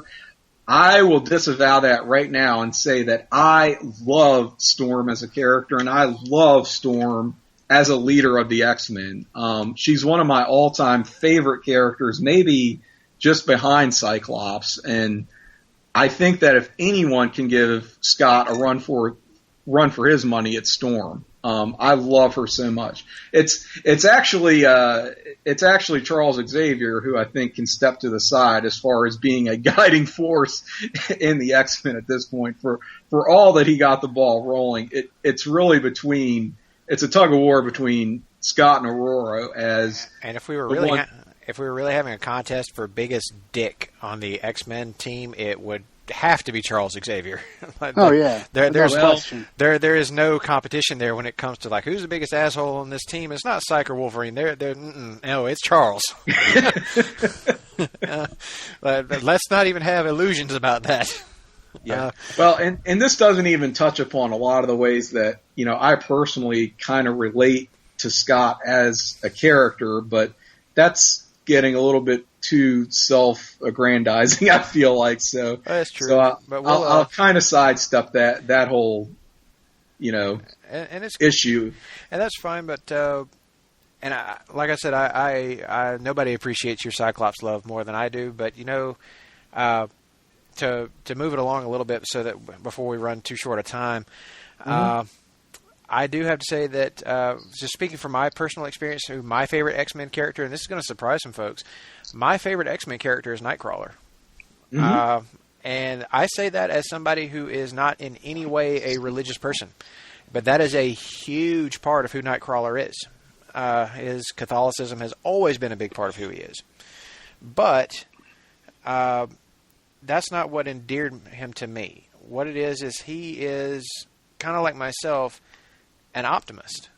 Like, no matter how bad things are getting, he's that character who's he's bringing a little bit of levity to things, but he's also carrying, a pretty huge burden. Like, he sees the flaws in himself as probably bigger deals than most everybody around him does. Most people look at him as that character who's the guy that makes them laugh. He's the guy that brings, levity to the team. He's the guy that kind of, in a lot of ways, keeps them grounded. And he was the guy that could take Wolverine and calm him down. That was the relationship that they had with each other. Like, he was the guy who could bring peace to the Beast and get him to not be that angry, angst-filled person anymore, because that's not who Nightcrawler was. And it's kind of fun because Nightcrawler was big in the 90s era when angst was a big part of the storytelling method at that time. But he was the antithesis to that. He was not that guy. And if out of all the X-Men characters, aside from maybe Beast, he was the one who could not hide who he was. He was a mutant. Yeah, that was written all over him. You see him out in public, that's going to be your first thought. And he knew how hated and feared he was, but it didn't affect him like that. And not just any mutant, but a mutant who looked like the devil, basically. Exactly. Like, he looked like a demon, so that's... Right. And was anything but. Yeah, he was the exact opposite of that. He might be the kindest of the X-Men characters. And that's what really got to me with him as a character. That's why I love him for who he is, and why it was such a heartbreaking thing for me when he died, but such a fantastic hero moment when Jason Aaron brought him back. Loved that amazing X-Men story, and of all the Marvel writers that I would love to meet, Jason Aaron would be one of them. Fellow Alabama boy, would love to have you on the show, by the way, if you're ever listening to this. Let's come on, talk some Roll Tide and some Southern Bastards. But that right there, Nightcrawler, is my guy. He is my X-Men character. He's never been one that I thought of as like a leader, but you were mentioning about how Wolverine kind of became an elder statesman, Tim. In a lot of ways, since Nightcrawler came back, he's been that. He has been that elder statesman. And I love that they positioned him as that he didn't just come back and he's, was just a standard member of the team. No, he's kind of taken up a little bit of a leadership role. He's trying to usher that younger class, and I appreciate that. I think that was a good move for his character. Glad that he's in that position that he is. But that's, long story short, that is exactly why I love that character. And come on, the ability to teleport to any spot that you can make a visual connection with, that's just a cool power. So cool. And his acrobatic abilities, second to none. Nobody can touch this guy. And having him back together with Colossus, another character that I can't tell you how hard I cheered whenever he came back to life during the Joss Whedon Astonishing X-Men run. That was one of the finest moments in all of comic book history for me, because I was a character that I had missed so dearly. But to see him back, pure joy moment, if you will. But Ben, we haven't heard from you much since I got Tim started on his little rant. I'm sorry about that. No, that's okay. I took a nice nap. I had a nice nap over here. Oh, good. That's good. Then you are well rested to tell us. Rested and ready to go. tell us your favorite X-Men character and what makes them your favorite. The weird thing for me, growing up, I didn't really have a favorite X-Men character. I just liked the team. So that is not like a childhood favorite. When I was in college, I kind of, as I alluded to, started to really get into Iceman. I thought Iceman was a lot of fun. He was this character who never reached his full potential. He was kind of the guy making all the jokes, just a cool background character. But I wouldn't, my more educated, now that I've been at this for a while, stance is I think Kitty Pryde's my favorite X-Men. And I think that's because when she's in the story, it changes so much from when she's not in the story. I think the minute you put Kitty Pryde into those classic Claremont X-Men stories, it changes things so much because you have this everything I was saying about Peter Parker and how I didn't relate to him. Kitty Pryde, despite the fact she's a different gender, I think is like the most relatable character. She's just this very down-to-earth girl next door who comes into the story and is next to these fantastic things. And everything in the X-Men seems so much bigger when you have her as a point of reference. Even now, even bringing the character in now, she's still, and she's off right now in the Guardians of the Galaxy, she still has that, I can relate to her. She's my point of view character. Strength to her. And I just think, there's a reason Buffy the Vampire Slayer did so well, and that's because Joss Whedon essentially took Kitty Pryde and made her into a vampire slayer. And I think, so much good stuff has come from that. So I think Kitty Pryde is a great character. She's my favorite X-Men. She's also just incredibly influential in terms of X-Men history. Absolutely. And, I'm one of those that I don't know if I'm in the minority on this or not because I didn't keep up with the chatter. But I kind of dug the idea of her and Star-Lord having a little thing. Yeah, I thought that was kind of cool. That. I thought that was cool. It was cool. It bridged two huge franchises together, which is always neat. It did. And, but I do miss her as part of the X-Men team. That's something that I can't deny. As much as I like that other story element, I feel like the team dynamic loses a little something when she's not around. And well, I think you need to have her take breaks once in a while because then it means more when she comes back. And she always does eventually come back to the X-Men. Oh, and I'm hotly anticipating that day. But before we leave you, Ben, and go back around the other side of the table, now we want to come to the final part of this Finer Points, where we say your favorite X-Men story of all time, like your favorite story arc, and then I want you to segue from that into if you encountered somebody who's like, hey, I'm a fan of the idea of the X-Men, but I have no idea where I should start reading. What book would you put in their hands to make them a fan? And we will start with, of course, your favorite X-Men story. Go. Well, my favorite X-Men story of all time is pure childhood wonder, and that's Executioner's Song. I was the right age. I was the right age, and I don't think anyone dislikes Executioner's Song. I think that's the response you get no matter what when you say it. Everyone's kind of like, "Oh yeah, that story was a little goofy and a little over the top," but it was so.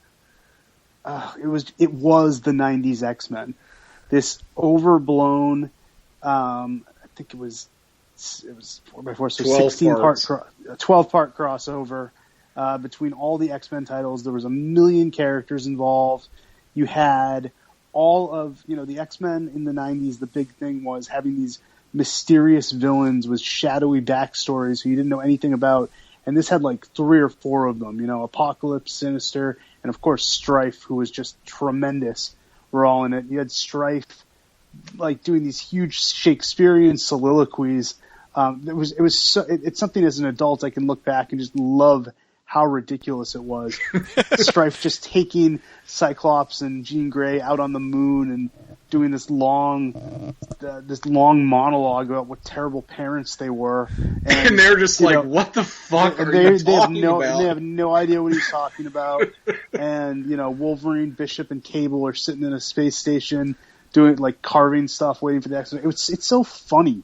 It's such and Wolverine realizes they're on the moon because he's sitting there drawing concentric circles in the desk with his claws, realizing so that's a subliminal message from Jean Grey, and he goes, "They're on the moon." And it happened to be in a Peter David issue. The Peter David issues of Executioner's Song are hilarious. Right, because it's Peter David written in Jay Lee art. It's amazing. Yes. My God. I would not, to answer your second question, I would not hand this book to anyone who's not a fan because it is the most steeped in continuity, too many characters. I was going to say textbook. Don't make it a fan's first experience thing. But for me, it is impenetrable. It's impenetrable. But for me, coming into the X-Men, it was almost like my attitude was different because when I came into it was the same way. Like the first DC comic I read when I was becoming a DC Comics fan was Crisis on Infinite Earths, which should have been way too complicated for me to understand. But all it did for me was go, oh my God, there's hundreds of characters I know nothing about. It's kind of the same thing for Executioner's Song. Like, you will not understand what is going on as a new character, and I won't recommend it to a new person. But, oh God, it's just so fun and so goofy and so over the top and just embodied everything my childhood love for the X-Men was about. So it's definitely my favorite story of all time. And I was going to say that story is also the one that introduced a lot of the things that we've on other podcasts have been known to complain about the X-Men. Yeah. The convolution of the Summers family tree, for one. It's all there. It's like, who's related to what now? Yeah, it's all there. It's a beautiful mess. It is that, but what would your to make someone an X-Men fan? What story would you put in their hands? I mean, there's that temptation to say that Whedon's Astonishing X-Men is a good jumping on point, and it is. But honestly, I would say, this is kind of, I don't think I've ever heard this is a good jumping on point, but I just say Giant Size X-Men #1 is a great jumping on point because it's a brand new story, but you get to meet all the important characters for the first time, and it does a good job of introducing you to the old characters. And it is kind of, in a vacuum, Giant Size is this one-off adventure with a beginning, a middle, and an end that introduces all these cool characters who you're going to want to know more about. And if you like that story, you've got like 20 years of stories afterwards that you can jump right into through Marvel Unlimited or through the Essential X-Men collections or anything like that. So Giant Size X-Men, which I believe was written by Len Wein, illustrated by Dave Cockrum, is just it's a master's class in how to revive a franchise and how to present like a great new concept. So that's my pick for jumping on point. Okay. It's funny that you mentioned Astonishing X-Men. I'll get to that in a minute. But for me, favorite X-Men story of all time, and I'm glad you mentioned Marvel Unlimited, because I have been a subscriber of Marvel Unlimited. The Webby Award-winning Marvel Unlimited. Yes, let's mention all the good things about it, because I'm going to give a plug for Marvel Unlimited, and then I'm going to let you do another one a little later in the podcast. I'm paying $69.99 a year for access to this wonderful. Basically, it's Netflix for Marvel Comics. If you've never read Marvel before, but you are interested in the characters and you want to start reading some comics, this comes out to like less than $6 a month for a year-long subscription. Mm-hmm. And that unlimited name, that's appropriate because you can get on and like get all this back history, great comics of every character. Doesn't matter which character or writer or artist you're a fan of, you can find it on there. And they run like about 6-7 months behind print schedule right now. So if you're wanting to, like, maybe if you're like me and you're kind of taking your time to see which books are hitting, which books are not out of the new Marvel selection, hey, you're not that far behind. And it includes all the Star Wars books too, which I can say that I have been binge reading like a madman. And yes, not just all the Marvel Star Wars books, everything that's ever been produced from Star Wars. Oh yeah, all the old Dark Horse Marvels, or all the old Dark Horse Star Wars stuff is on there too. So, like, if you love that stuff, if you love some Marvel superheroes, and you're not subscribing to Marvel Unlimited, you are doing yourself a disservice. Get on that. But back on subject, my favorite X-Men story of all time. Now, this was a tough one for me to pick because there are a couple that were vying for the top spot. But I got to go with the classic because of its larger importance. Maybe not so much in the current idea of X-Men, but God loves, man kills is absolutely what I think of whenever I think of the absolute most X-Men story of all time. Right, and as a Nightcrawler fan, that's got to be particularly poignant. Exactly. And a Kitty Pryde fan. Yep, that is well, except for her unfortunate dropping of the N-word, which she was rather keen to do in the 80s, but it was the 80s and we were all stupid back then, so whatever. As a product of its time. Yes. You do have to take that into account. You have to take that into account with a lot of classic stories. You have to think of them as products of their time, and some of the language that's used, some of the slang in particular, is going to feel very dated. And you also have to take into account the intent.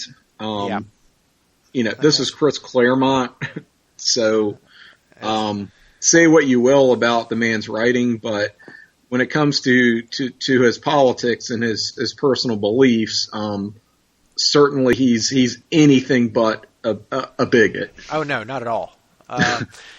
But that story, if you're not familiar with it, and you want to see like a kind of film version of it, I do recommend checking out X-Men 2, X-Men United. Yeah, one of the best comics movies ever made. Absolutely.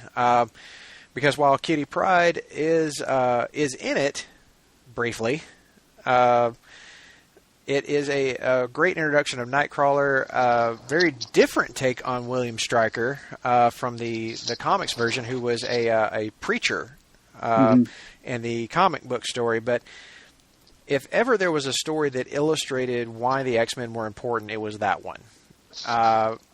It showed, the real hatred and fear that society had, and how one person with a voice that could reach so many people could affect something like that.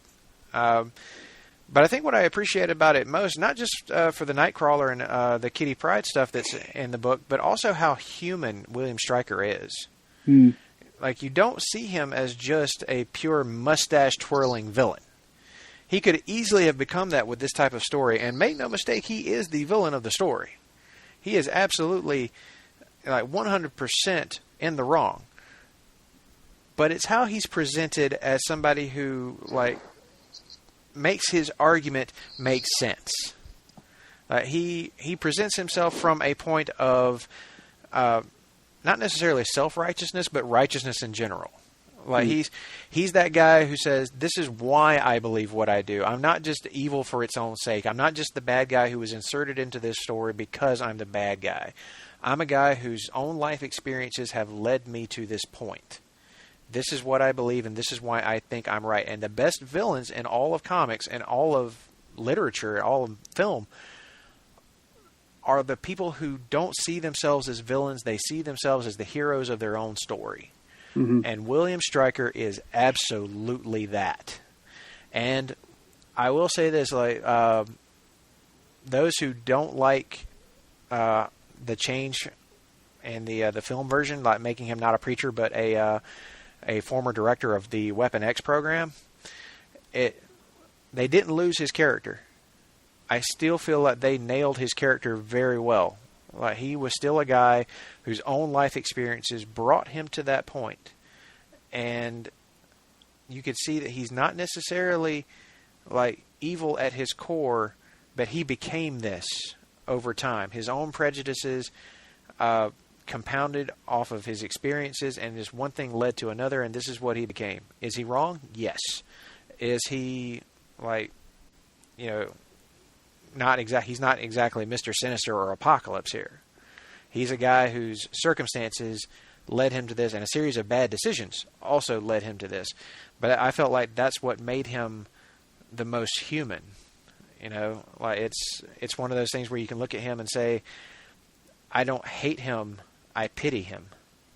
And I think that in the course of the story, that was also Nightcrawler's point of view.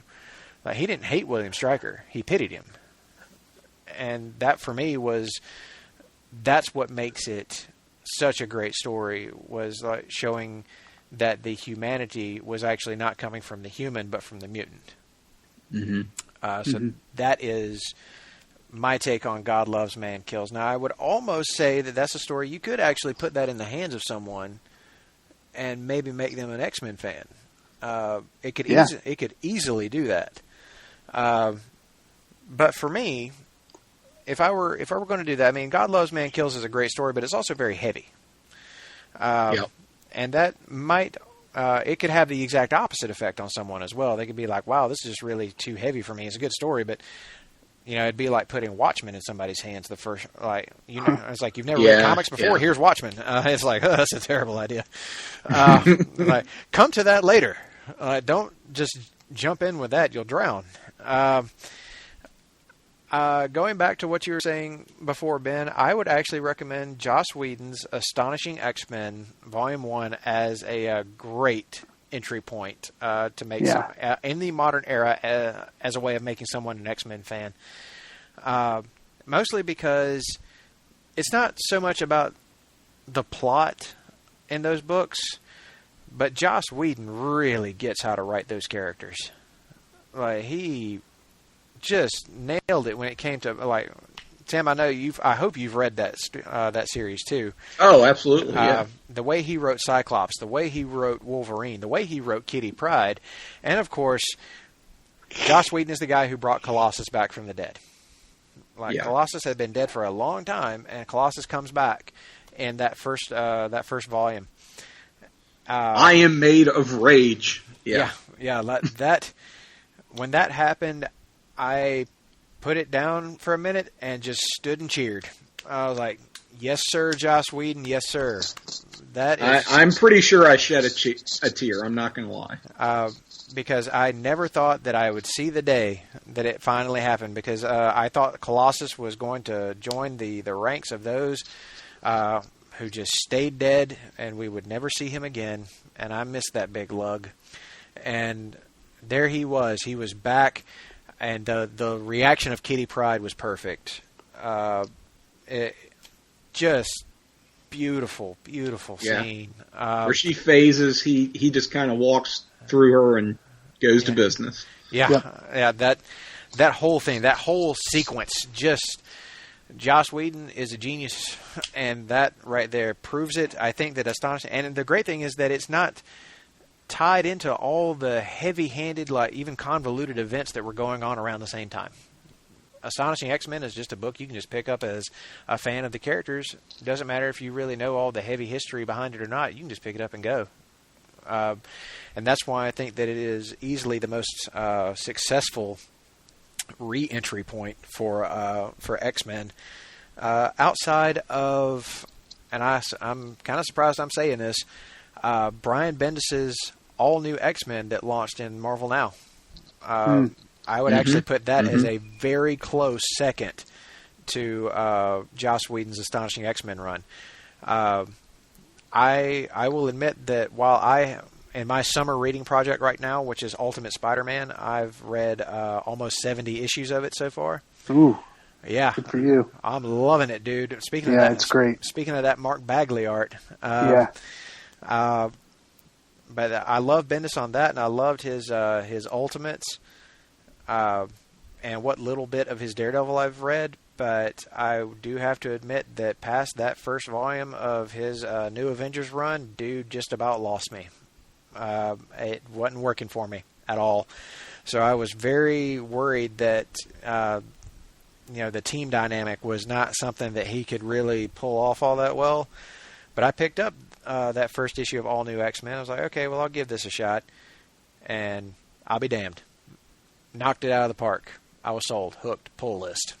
I was on that book for quite a while, and he's that guy that I put right there with Joss Whedon as being able to write characters. Because going back to that to Iceman that you mentioned before, Ben, Bendis writes my favorite version of Iceman. That younger version of Iceman, his first encounter with his older self, I died, man. That was a legit laugh out loud moment that I thought was perfect and beautiful. And the way that they handled recently the reveal that Iceman is actually gay, and and the way that was all structured, I thought, man, this has been done very well. Kudos, big props to the whole creative team for how that was handled, and just the way it was all put together. But man, that between those two, but I am going to say Astonishing X-Men is by Joss Whedon. I don't remember who the artist was on the book, and I hate myself. Tom Cassidy. Thank you. Yep. Beautiful artwork too, and if you happen to be stumbling around YouTube or wherever else and you stumble across the motion comic of that, it's not too bad. No, it's pretty good. That's a nice effort. I was surprised at how well that worked. I didn't think it would, but whenever I was working at Marvel when we put that together, and I remember thinking it was a decent job. And I'm not a big fan of motion comics, but I'll say most people aren't. But that one's good. That one was very good. I'll give that one and the Watchmen motion comic, save for the fact that it's the same dude doing the voices of every character, which gets really weird when he gets to the Silk Spectre parts.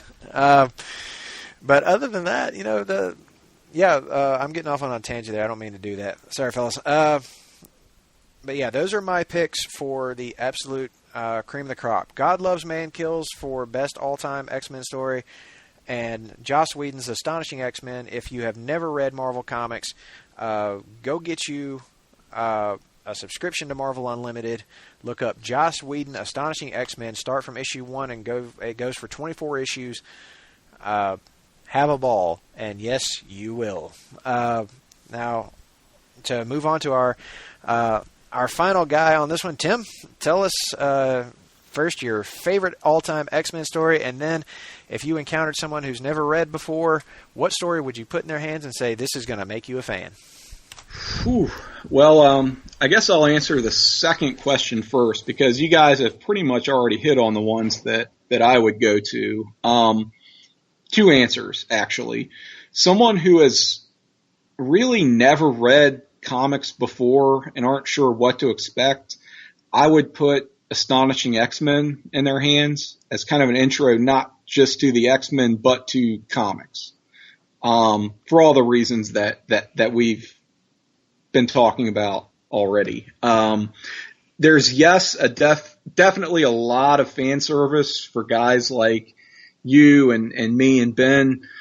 But that fan service is done in a way that it's just a good story, and a good story is a good story, no matter how it's told. If it hits you as someone who's familiar with the characters and the history and the continuity, great. It's got that level and that dimension to it. But even if you don't, it's just like this is good storytelling. The writing and the art by Cassidy.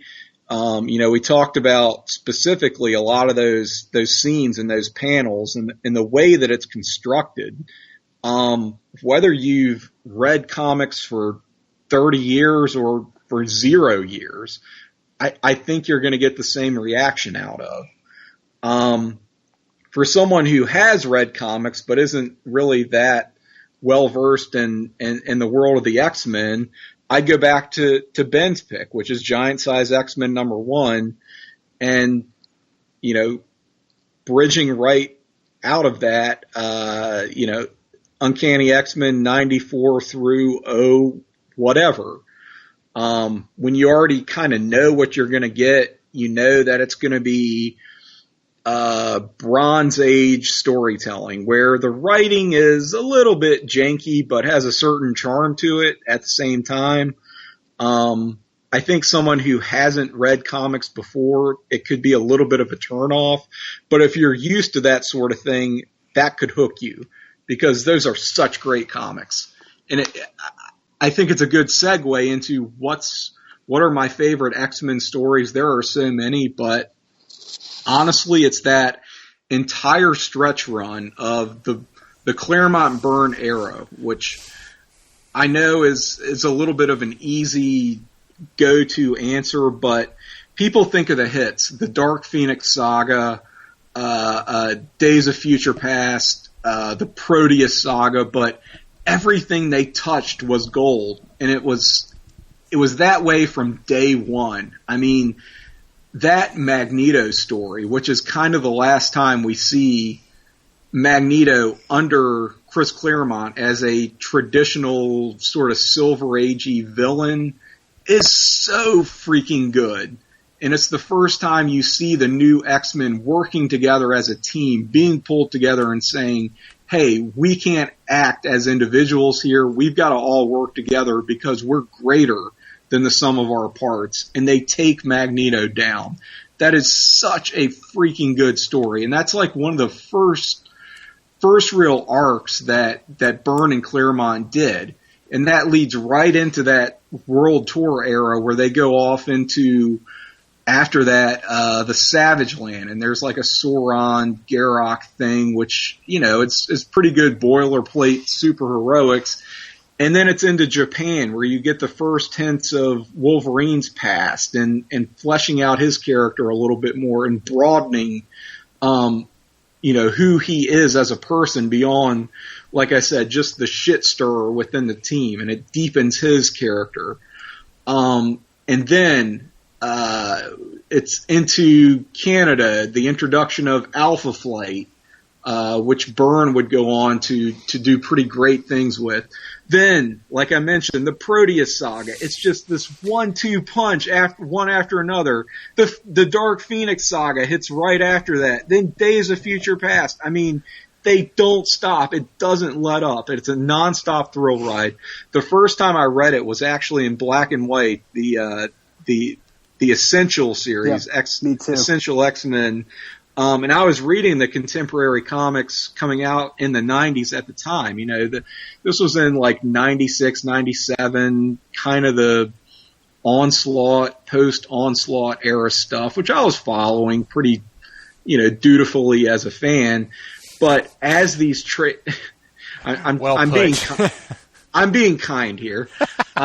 But as these trades are coming out, I'm like, all right, let's delve into the classics here that are supposedly so good that I'm hearing so much about as this, you know, 14-year-old who's participating in the very early years of comics fandom on the internet, on Usenet in particular, which, Ben, I don't know if you delved into at all. No, I was not an early internet guy when it came to comics, much more with wrestling. Boy, was that a thing. Yeah, not to harp too much on that, but there are people who pretty much thought that Claremont was the be-all, end-all, and everything was shit after he left. So you're hearing about all these classic stories that you've never read, and to get the opportunity to actually finally read those and see what it's all about, it's like, wow, even though I wasn't there at the time, this is better than what I'm reading right now that's coming out contemporaneously. So those stories are kind of my bread and butter when it comes to X-Men. But I have to give an honorable mention to Mutant Massacre, the first actual X-Men crossover, maybe the first traditional Marvel crossover. So much going for that. It's such a dark story. And a lot of ramifications that would follow the characters for years. You had Nightcrawler and Kitty Pryde getting severely injured, taken off the team, which they wouldn't actually rejoin X-Men proper for a good 10 years plus. Colossus killing one of the Marauders, which is just so tragic and so fitting of that character. You know, there's this trope in Star Trek fandom that's called O'Brien must suffer, right? So anyone who's familiar with the character of Miles O'Brien in Star Trek, from Star Trek TNG to Deep Space Nine, knows that he's kind of the whipping boy of the series. Well, that's what Colossus is of the X-Men. And it's so sad to see what he goes through, and that's an early installment in the development of that character. It's one of the first matches, so to speak, between Wolverine and Sabretooth. You have Psylocke coming into her own. Some early X-Factor stuff where Angel actually gets maimed, which leads to his transformation into Archangel ultimately. So, and there's, you know, it spills over into other series like Thor and Power Pack and Daredevil. So just firing on all cylinders there.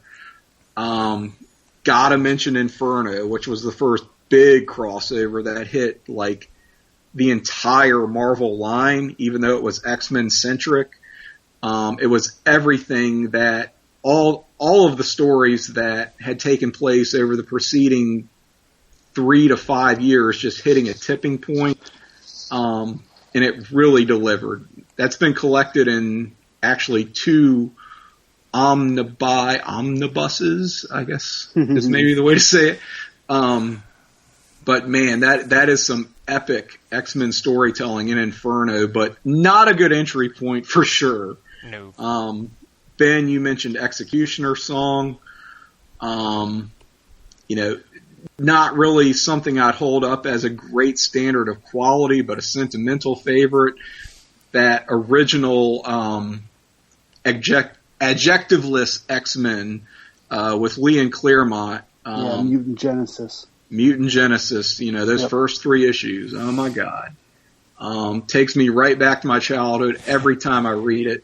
Not a perfect story, but I don't care. The energy and the kineticism of that just knocks it out of the just park. Second to none. Yeah. Oh my God. That is all.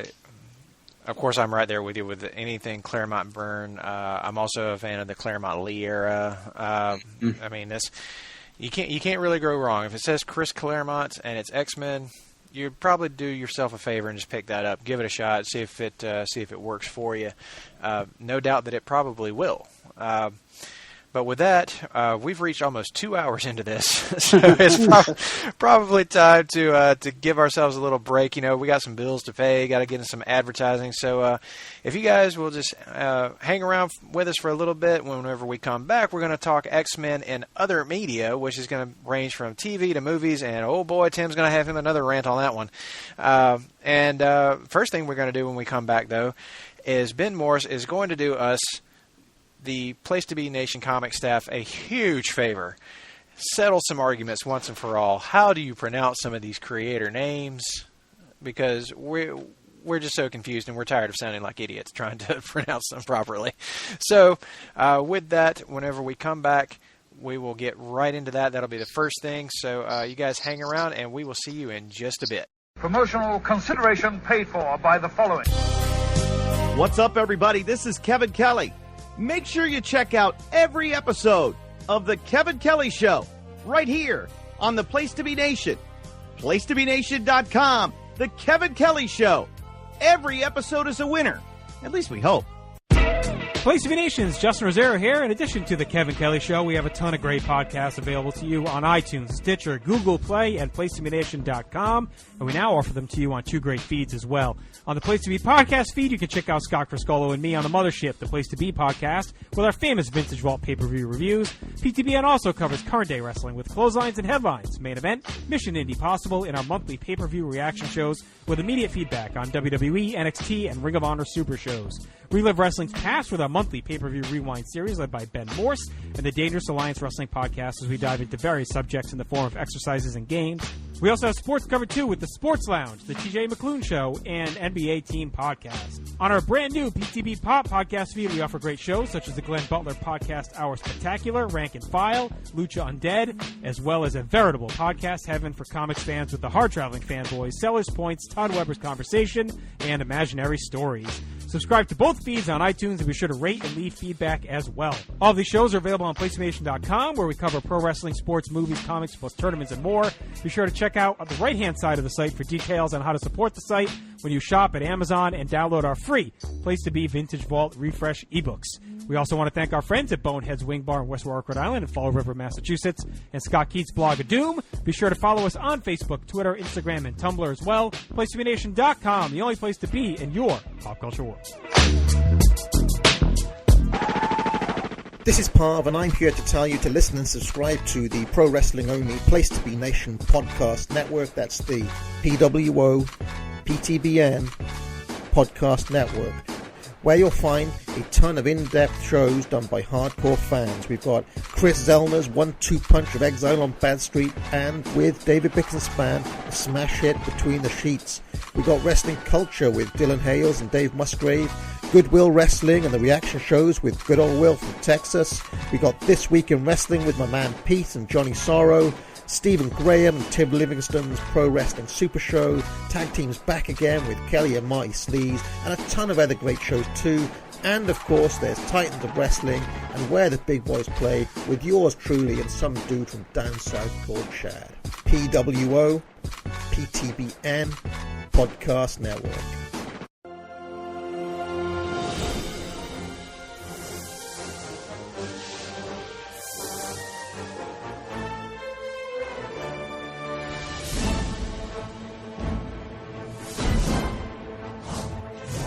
Welcome back to Sellers Point's episode 4, Giant Sized, because we have gone on for quite a while about X-Men, but that's what happens with us here, because we get on these tangents about these characters and things that we're passionate about and we love. This is what we do, but we thank you so much for sticking around with us and for coming back for this wonderful segment that I have been waiting so long to get to. We're finally going to clear up some mysteries that have long plagued us here at the Place to Be Nation comic staff. How do you pronounce some of these creator names? And we are lucky enough to have Mr. Ben Morse from Marvel.com on the podcast with us. And I can't thank you enough for being here to do this and for agreeing. Oh, it's my absolute pleasure. You know, I still remember the first time as a young Wizard staff writer, I had to ask my editors, you know, how the heck do you say Kurt Busiek's last name, or even how do you pronounce John Romita Sr.'s name? So I've been in these shoes before. We're going to end the mystery. Or actually, the most mispronounced one was people who said Mark Millar instead of Mark Miller. Mm. That got a lot of people back in the day. So it is Miller. It's Miller. Miller, not Millar. Okay. Not Millar. Thank you for saying that, because I was going to continue to look like a jackass if you hadn't. So thank you, Ben. He's heard it enough. He accepts it both ways, but officially it's Miller. Excellent. Well, this list of names, I'm not even going to attempt to pronounce a few of them because I will butcher it. But this first name was one that, oh God, how do you even begin? I can get the first part is Marco, but I can't, for the life of me, even begin to pronounce that last name. So, right. Ben, I'm going to leave it to Marco you. Djurjevic? Yeah, what is this? He's a very nice guy. He's from Croatia. He's an artist. He's very talented, and his last name is Djurjevic. So wow. Exactly like it looks. It's Marco Djurjevic. I'm still going to mess that up. It's a little. It doesn't exactly roll off the tongue, but God, I actually wasn't that far off. It's how it looks. It's how it wow. looks. There's no trick to that one. And for the folks at home, what's he working on right now? He's currently doing the covers to Civil War II. Excellent. And if you guys have seen his brilliantly, by the way. Yes, yeah. By God, those covers are amazing. Now, this next one, I think I know. Mm-hmm. It's David Aja, right? It's David Aja. Aha. Shit. Welp.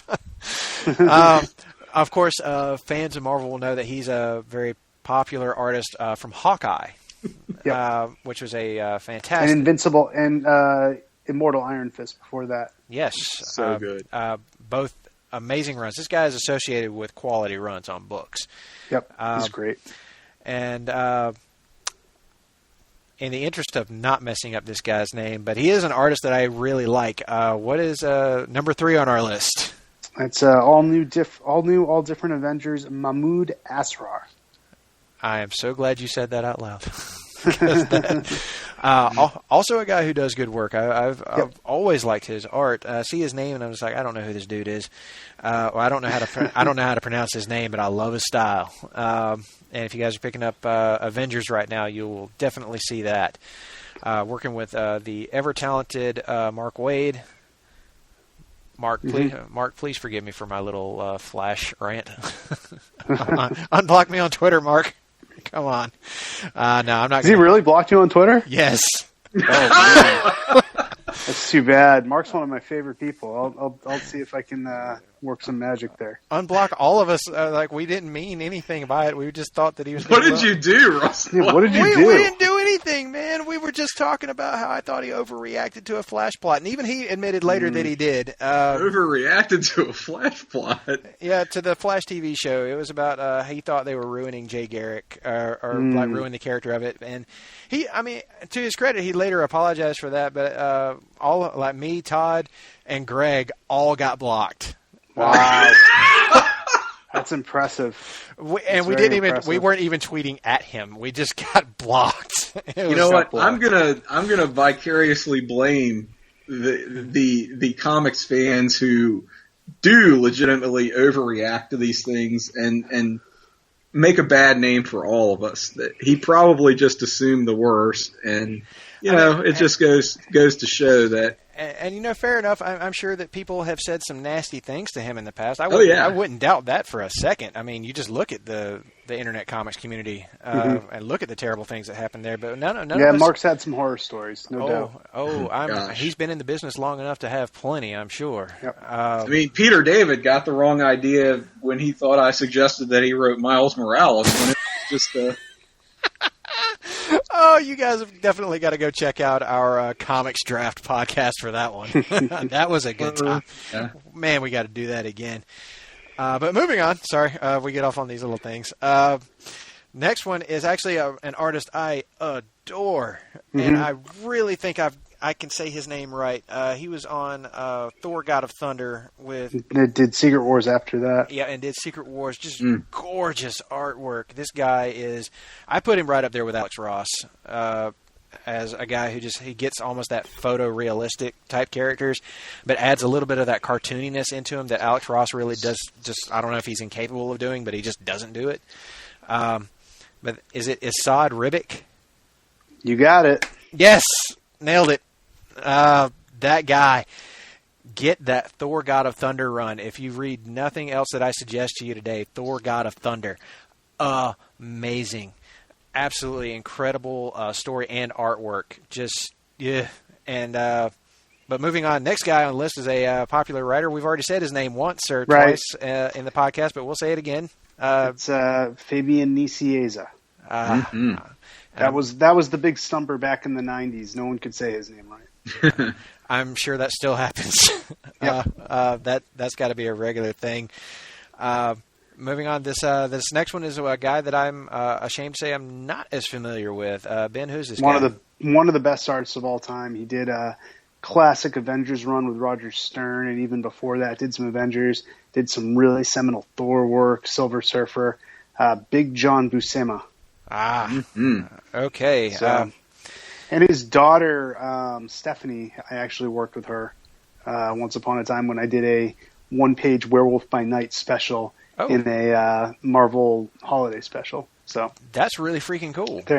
There's a little trivia. I worked with, I think it was his daughter or his granddaughter, but she's very talented too. So wait a minute, you wrote a story?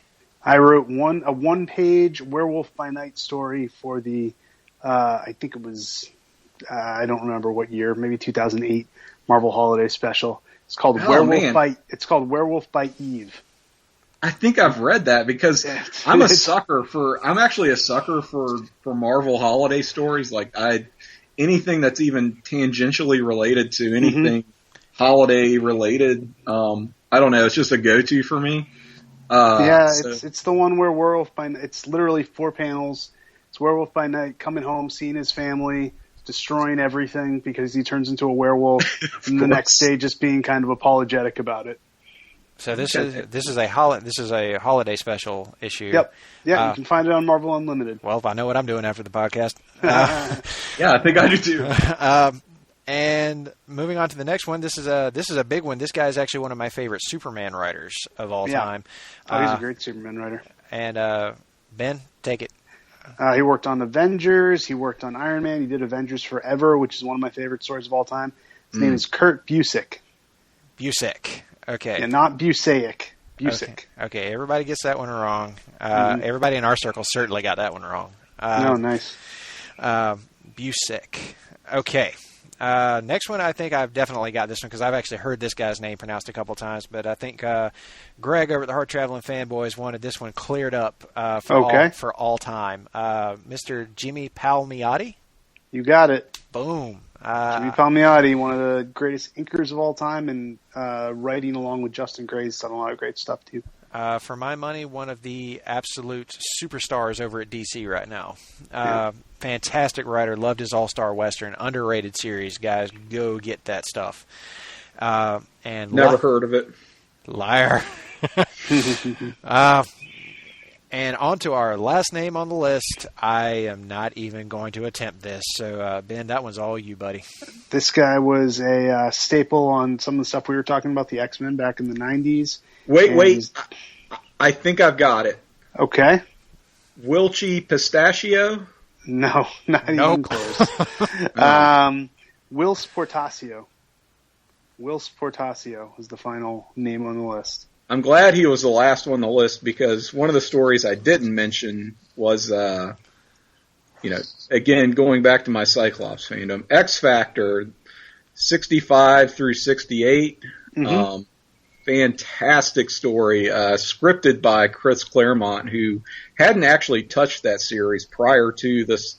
It was just kind of a transitional run, setting things up, setting the stage for the second Genesis, as you called it, where, it sort of brought things full circle, where Cyclops had made the terrible decision to walk away from his family at the start of that series, sort of reinforcing his dictitude and turning the entirety of fandom against him back in the day. And here he is, giving up his family again, but for entirely different reasons and for kind of the right reason. And I'm actually reading that exact story right now because it is the subject of our the other podcast I do, This Week in Marvel, my weekly Marvel podcast. It's the subject of our This Week in Marvel Unlimited Reading Club. Well, I will be checking that out. Yeah, it's 2 X Factor versus Apocalypse stories, and that's the I saw you tweet that, and I saw it was on the list. And I will tell you, those 4 issues were kind of my holy grail of X-Men back issues, back when I was, a young lad trying to bring myself up to speed, because it was X Factor 68 in particular was one that was off-referenced in the footnotes anytime, especially Executioner song. Oh, yeah. Anytime something Apocalypse or Cable related came up. So it was a hard series of issues to come by. It wasn't terribly expensive, but I just had a hard time tracking them down. So when I did, it was like, oh my God. And it was like I built it up in my head so much, and it actually delivered and lived up to the expectations. And to this day, it's one of those things, it's one of my favorites, but I would concede not the best. But I just love it so much. And it has that, the rare example of Chris Claremont doing a first person narrative through one of his characters, which he hardly ever did. You saw it with Charles. I think Magneto got one, and X Factor 68 is told through the lens, no pun intended, of Cyclops. And that's, another great installment in, my Cyclops fandom. So there you have it. And you know what? Puns are fully allowed on this show, so feel free to drop any of those anytime you feel like it. But let's move on to something that's a little, like we said before the break, we wanted to talk about X-Men and other media, because they've actually had quite a good history with that.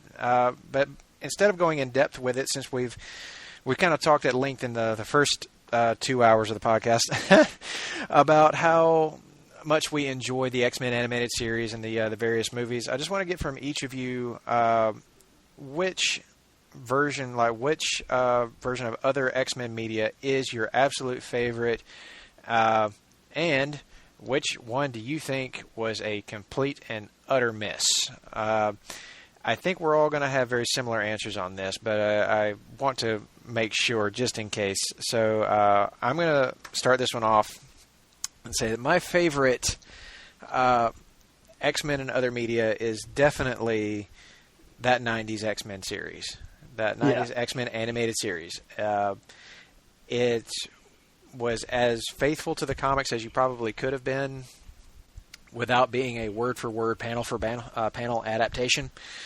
It made some changes, but it was as close, I think, as you could get to adapting a lot of those classic X-Men stories and making them palatable for a younger generation. And the changes were really, they worked. Their take on the Phoenix Saga and the Dark Phoenix Saga was pretty dramatically different from the comics, but not in a way that you said, oh, well, this is total blasphemy. I can't believe they did that. I mean, it really, it was really something that kind of tugged on the heartstrings, the way that they did. It was some heavy stuff for Saturday morning cartoons. It really was. Yeah, it was. I go back to, oh my God, there was a quote at the end of the Phoenix Saga that they did, this 5-parter, where Beast actually says, because that was sort of the bummer ending, the way they did it, where it looked like Jean was had sacrificed herself, was gone forever, which was greatly different from the comic at the time. But Beast has this quote. He actually quotes a poet where he goes, "I believe Emily Dickinson said it best. Parting is all we know of heaven and all we need of hell." And it's like, this is a 90s children's cartoon. I think I probably burst into tears the first time. Oh, yeah, for sure. Never let it be said that Fox Kids didn't know how to go for it when it comes to this. Because they may have been edited down to not allowing their characters to fire real bullets from their guns, but they sure knew how to fire the emotional bullets straight at the hearts of little 8 and 9-year-olds. Goodness. Who were just discovering X-Men, or just discovering these comic shows. But one other thing that it did that was unheard of, to me at least at the time, was true episodic storytelling. Yes. And that is a story arc that ran from episode 1 all the way to the end of the season. And every episode said to be continued, because it was all one big story, and that was unheard of to me, at least, when it came to cartoons. I was like, wait a minute, every episode is like this? Like, every episode is just a continuation of the one before it? That's crazy. For as good as Batman the Animated Series was, and it was very, very good, that was the one thing they didn't really do. They would have 2-parters sometimes, but they never went as in-depth story-wise as X-Men did. Oh, no, it didn't. The Bruce Timm and Paul Dini universe didn't become that until practically Justice League Unlimited. Justice League, yeah. When they did Unlimited, which actually did call back to stories that started in Batman and Superman the Animated Series, so brilliant work there, but X-Men was doing it from the start. Yep. And it was, I mean, you can say what you will about the overly melodramatic and incredible power moments of that series, because boy, there were many. Well, it hewed really close to the comics of the time. It was, the character designs were on model. Those were the Jim Lee redesigned X-Men costumes, which you saw everywhere. It was perfect. And it was that same kind of soap opera and melodrama where, in the second episode of the series, a character gets killed. Yes. And when they killed Wolverine, horrifying. When they killed off, I think it was actually the first episode, wasn't it? When they killed off Morph. It was the first episode. Yeah, it was the very first episode. The pilot, they kill Morph, who was a character that was created for the show, but he was an amalgamation of a couple of characters, I think. A couple of different mutant characters, because they didn't have Kitty Pryde on the show, and I think that he was actually part her and part someone else. Well, Jubilee was kind of the stand-in for Kitty Pryde. She was. That point of view character. Morph was more of a take on probably the Changeling from way back in the Silver Age. I was trying to think of that, but I guess Kitty Pryde was the first one that my mind went to, and I still kind of lament that they didn't use Kitty, instead used Jubilee. But Jubilee was out front in the it was the 90s. very much of the era, though. It was. It absolutely was. Jubilee was their Kitty Pryde in the comics. And the thing is, it was the character selections that they used was the blue team. You remember when they split it into the blue and gold Strike Force in the comics? Which was unfair because the blue team was so much cooler than the. I know, it was all the cool. It was all really the cool unfair. characters. All the cool characters in the. It was basically the Raw SmackDown split of comics. Precisely. Yeah. Exactly. So the cartoon. I think it might have been the Nitro Thunder split. Well, honestly. The cartoon got to do the blue team. They said, let's throw in Storm and Jean from the gold team. The only just two to cool round it out. characters. Yeah, right. But that's everybody else got to be guest stars. But that was easily my favorite. And I think all three of us are probably going to wind up saying that. But my least favorite, the worst, and this was actually a tough one because it was a toss-up between X-Men Evolution, which I don't necessarily hate. I just don't think it was a very good adaptation of the X-Men characters. But nope, I'm just going to have to go with it. And I'm not going to say the one that everybody thinks. Yes, X-Men Origins Wolverine is incredibly terrible. But in a way that's entertaining. But it wasn't the one that got the ball rolling towards that terribleness that was the X-Men film franchise for a minute. That dubious honor goes to my pick, which is X-Men The Last Stand. And it does it for a reason that I think Tim is going to appreciate, its treatment of Cyclops. They killed him off camera, never tell you what happened to him. It's one of the biggest bunch of bullshit writing I have ever seen in my life. Just true terrible adaptation of the Dark Phoenix story too, and not to mention you will never convince me that Patrick Stewart and Ian McKellen enjoyed that makeup job they did on them to try and make them look younger. What a giant turd that whole sequence was, because it took me right out of the movie. I was like, I can tell they're wearing makeup. I was like, I can see it. It's just right there. I mean, granted, they didn't have the technology they have today that can turn Robert Downey Jr. from like a 50-year-old man back to his like almost 18-year-old self. Wasn't it though? Yeah. Like that was CGI. Doesn't get talked about enough. That was CGI beyond belief. I was like, we can do this now.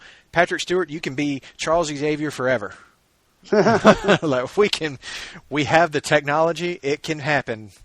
But back then, X-Men The Last Stand, and I think the reason it really rubs me the wrong way is because we had been built up to this the Phoenix story from the climax of the just absolutely incredible X2.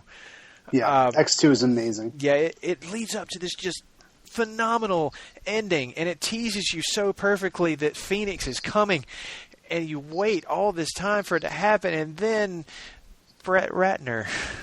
Well, the thing is, I'll be brief here. Yeah, we got to keep it moving. Yeah, I don't hate X-Men: The Last Stand actually as much as most people, and as much as most people would probably think I would. I haven't seen it since I saw it in the theaters for the first time. I just had no time. Yeah, for it. I mean, it's not a good movie, but at the same time, it was one of those things where I kind of knew what to expect going in, because you saw the wheels falling off the bus. Well, it was all a reaction to Superman Returns, basically. Yes. They lost Bryan Singer, they lost James Marsden, so they had to send him out in the, cheapest way possible. Right. So they put everybody out to pasture, and neither of those situations worked out. Yeah. No, that's another story. And as more information came out about this movie and in the production process, your hopes kind of diminished day by day. Uh-huh. So it was like a very, very low bar going in. And I was like, okay, I know I'm not going to like this movie. It's just a matter of how much am I going to dislike this movie? And it was like, I saw it and I thought, well, that was disappointing, but probably could have been a lot worse. And I also say that as someone on the flip side who I don't like 2 as much as most other people. I have kind of a contentious relationship with the Fox X-Men movies as a whole. I don't want to get into it too much here, but I thought they started out really hit the ground running, had a lot of potential, but not to put too fine a point on it, but I think there's just enough distance from the source material and from the characters that makes me feel like this isn't really my X-Men. Like it's a noble effort, and the first and especially the second are good movies. Don't get me wrong, and good superhero movies. But I don't really hold them up as like best of all time or anything. It's just I feel like I'm penalizing them not for what they are, but for what they could have been and for what they're not. And that's not entirely fair, but that's just me as a fan coming at it. It's just like I could see them being so much more, and they're not. So yeah, I think that's valid. Anyway, it is a fair criticism, but what would you say, Tim, is your favorite X-Men and other media? Like, are there? I mean, there have been a lot of X-Men cartoons, and there have been several X-Men movies. But if you had to pick one, all right. So we've already talked about X-Men the animated series. Sure. I would like to give an honorable mention to Wolverine and the X-Men. There you go. That was good. Just a couple of years back, which was taken from us way before its time. Yeah, it was. That was a great one-season television series. Yep. You want to talk about serial storytelling and doing a very different take on the characters, but still capturing the essence and the spirit of what makes the X-Men work.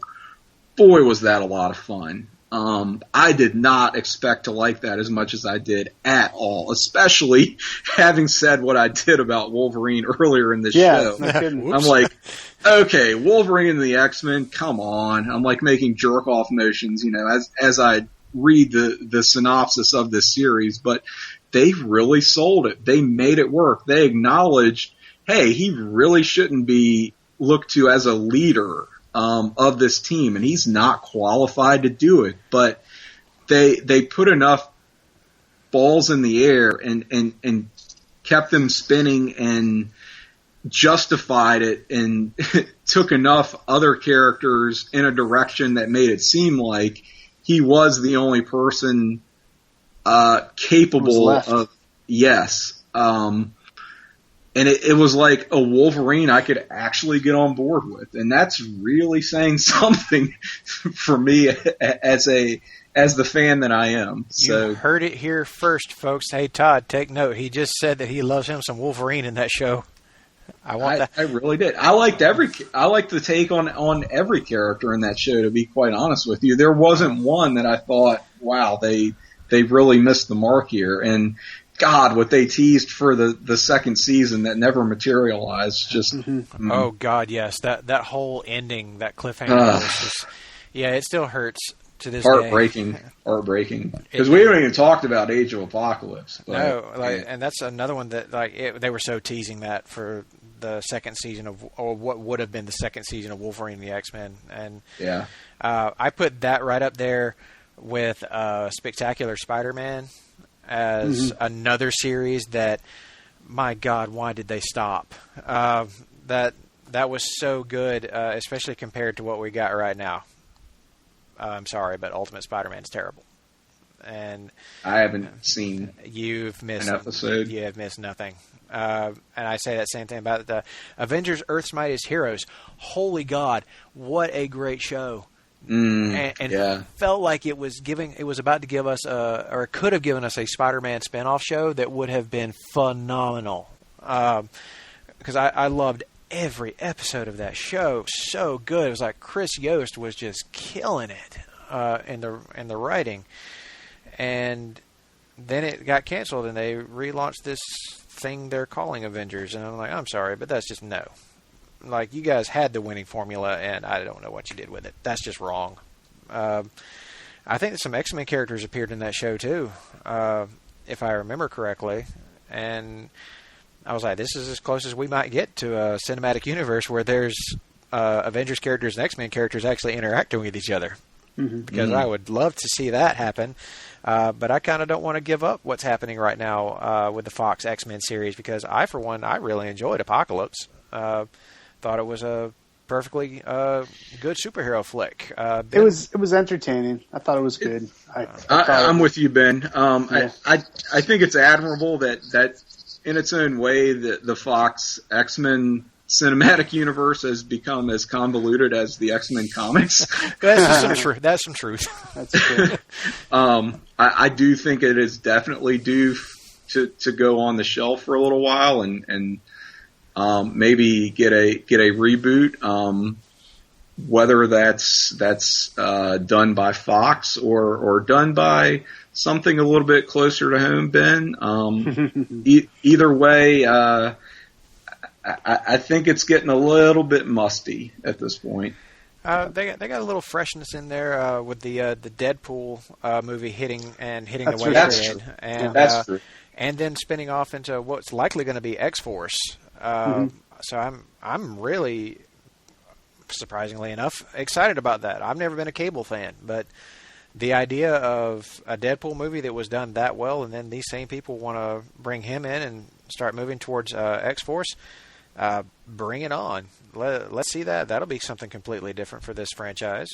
But Ben, if you were to say, what's the worst adaptation of the X-Men that you've seen in other media? Like, which one did you just look at and like side eye the hell out of it? I'm not one who tends to focus on the negative, but I will say that in the annals of X-Men legend, there is only one multimedia take that is so bad that it's awesome, and that is X-Men Pride of the X-Men. Oh! This was the cartoon. Only the pilot was produced for. I'm pretty sure it was made by the same guys who did G.I. Joe, because all the music and all the voices and all the visual effects are the same. And it's got Australian Wolverine, super creepy German Nightcrawler, stereotypically Russian Colossus, and all the villainous mutants on one team. If you've ever played the really, really great X-Men arcade game, the original, which we haven't mentioned, I'm surprised we got this. Well, that was going to be my mention, since we already talked about all the other good stuff. You got to mention the X-Men arcade game, which was at its best 6 players in the arcade. Wolverine, Cyclops, Colossus, Nightcrawler, Storm, and Dazzler, because they needed to put another girl in. So great, so fun. Graphics way ahead of its time, but it's all based on the plot of Pride of the X-Men. So they thought this was going to be like a multimedia showcase, where it was basically Kitty Pryde showing up at the X-Mansion, and the cartoon is just so campy and terrible that I own it, and I can't help but love it. I show it to anyone, X-Men fan or not. I'm just like, you will be entertained by this 20 minutes. Stan Lee does the introduction. It's a beautiful train wreck. And there is, in fact, a Hard Traveling Fanboys. I want to say they did an off the page on this, but it was before the podcast. So if you guys are perusing through the annals of the Hard Traveling Fanboys back catalog, you will find one on the Pride of the X-Men, and Pride is spelled with a Y. Yep. And it is absolutely wonderful. And I kind of hope that they do a podcast version of it, because I would love to hear the audio of Greg laughing, not laughing, cackling at how terrible it all really is. It's you need to see it once in your life. And I'm glad you mentioned video games, because the X-Men have actually had another really good pair of video games, X-Men Legends 1 and 2. Which were the precursors to Marvel Ultimate Alliance.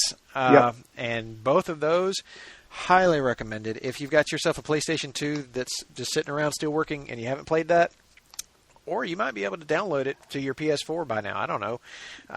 Just get out there and find those games, because both of them, fantastic. Fan-freaking-tastic games. That brings us to the conclusion of our X-Men and other media, the best and the worst of.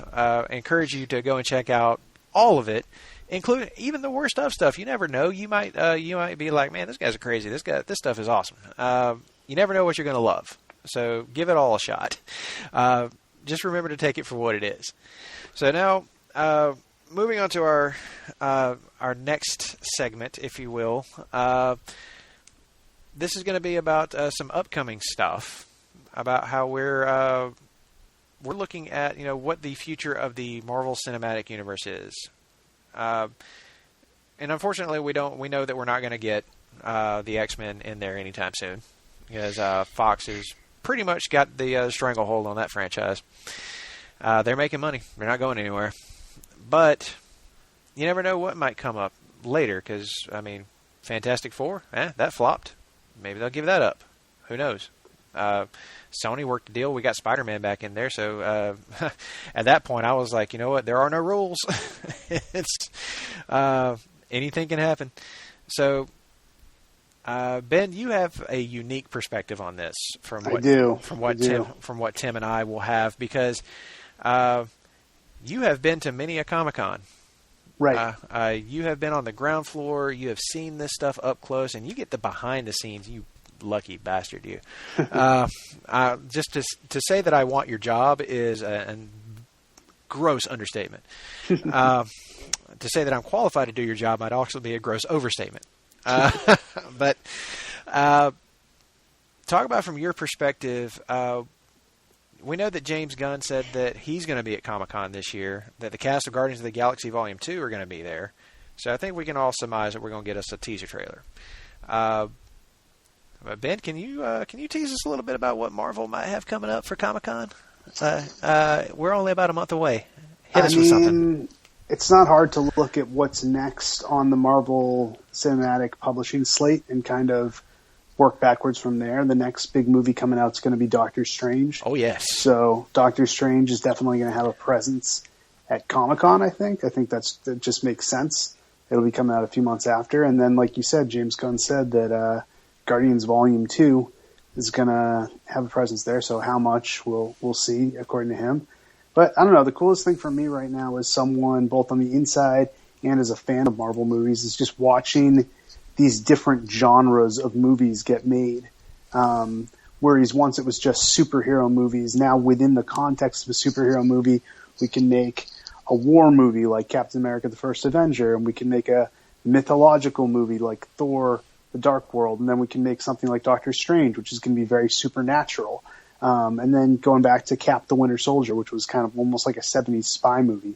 That's the coolest thing about the Marvel Cinematic Universe now, is it literally is... It's almost like we are a movie house that's able to put out all different genres of movies. I'd love to see us eventually do like a Western or a romance or anything, because I think we're capable of doing that now. And I think the level of talent involved has shown that Marvel can make pretty much anything into a good movie. I would agree with that. I've been thoroughly entertained by every one of the movies, even the one that I consider the weak link, which is Ant-Man. But I still thought that... that's an example, too, of that was a heist movie. That was like an Ocean's 11 type movie. And the thing is, the first part of that movie, not to get too much into it, but the first part of that movie, when they de-aged Michael Douglas, tremendous job on that, by the way. Yeah. That was teasing the movie I really wanted to see. I thought we were about to get a 60s espionage film. I was like, oh. No, you might still. I was like, give me more of that. Yes, sir. Yeah. And but to his credit, Paul Rudd is absolutely a revelation as Scott Lang. That guy is as charming as they come. You can't help but love him. He stole the show in Civil War. He and Spider-Man. Yeah, he and Tom Holland. Tom Holland. You kind of knew Spider-Man would, but Paul Rudd's Ant-Man and that really took me by surprise. I saw that movie again just 2 nights ago, and after having digested it over the past 2 months, really, I said, let's go see Civil War again. I'm in the mood to, see a movie tonight, just spur of the moment. And I love that movie. Like, it's a great movie. For all the things I said on the Immediate Reaction podcast, where I'm still sort of processing it, I just went in and everything about it just worked for me. It just shot to the top of my list. Like, maybe not my absolute favorite, but in the top 3 easily. Just I can't believe how well it worked. Amazing. I was the same way. Like I wrote the review for it for Place to Be Nation, and it's a 4.5 star movie. But give us that last half star. I will. Actually, I'm going to say that on my second viewing, if I had have written the review based off my second viewing, it would have been 5. There you go. Because it actually did. Yeah. It got that extra moment for me, probably because I walked in and whenever I was watching it the second time, I looked for those things that I might have missed or might have glossed over that first time, and they really stood out to me. But the guy that I know everybody's singing his praises right now, but I'm going to do it, Chadwick Boseman. Oh my God, that guy made me want that Black Panther movie now. Yes, that guy is the true revelation of that movie. Chadwick Boseman has arrived, superstar, leading man all the way. Scene stealer like no other, and all right, that's enough verbal filleting from me. But that movie, it would have gotten the 5 star from me had I gone in the second time. And even though I've seen the movie twice, and I definitely am going to watch it over and over again when it comes out on Blu-ray. While we're on that subject, I'm going to go ahead and say for the record, so everybody in Place to Be Nation land can hear me. If I were to write my review of Batman v Superman based off of my viewings today, it would drop down to a 3-star movie. There you go. From a 4 to a 3. And I will say that I consider Man of Steel to be superior to it. I'm joining Greg on that. But I will join you on that.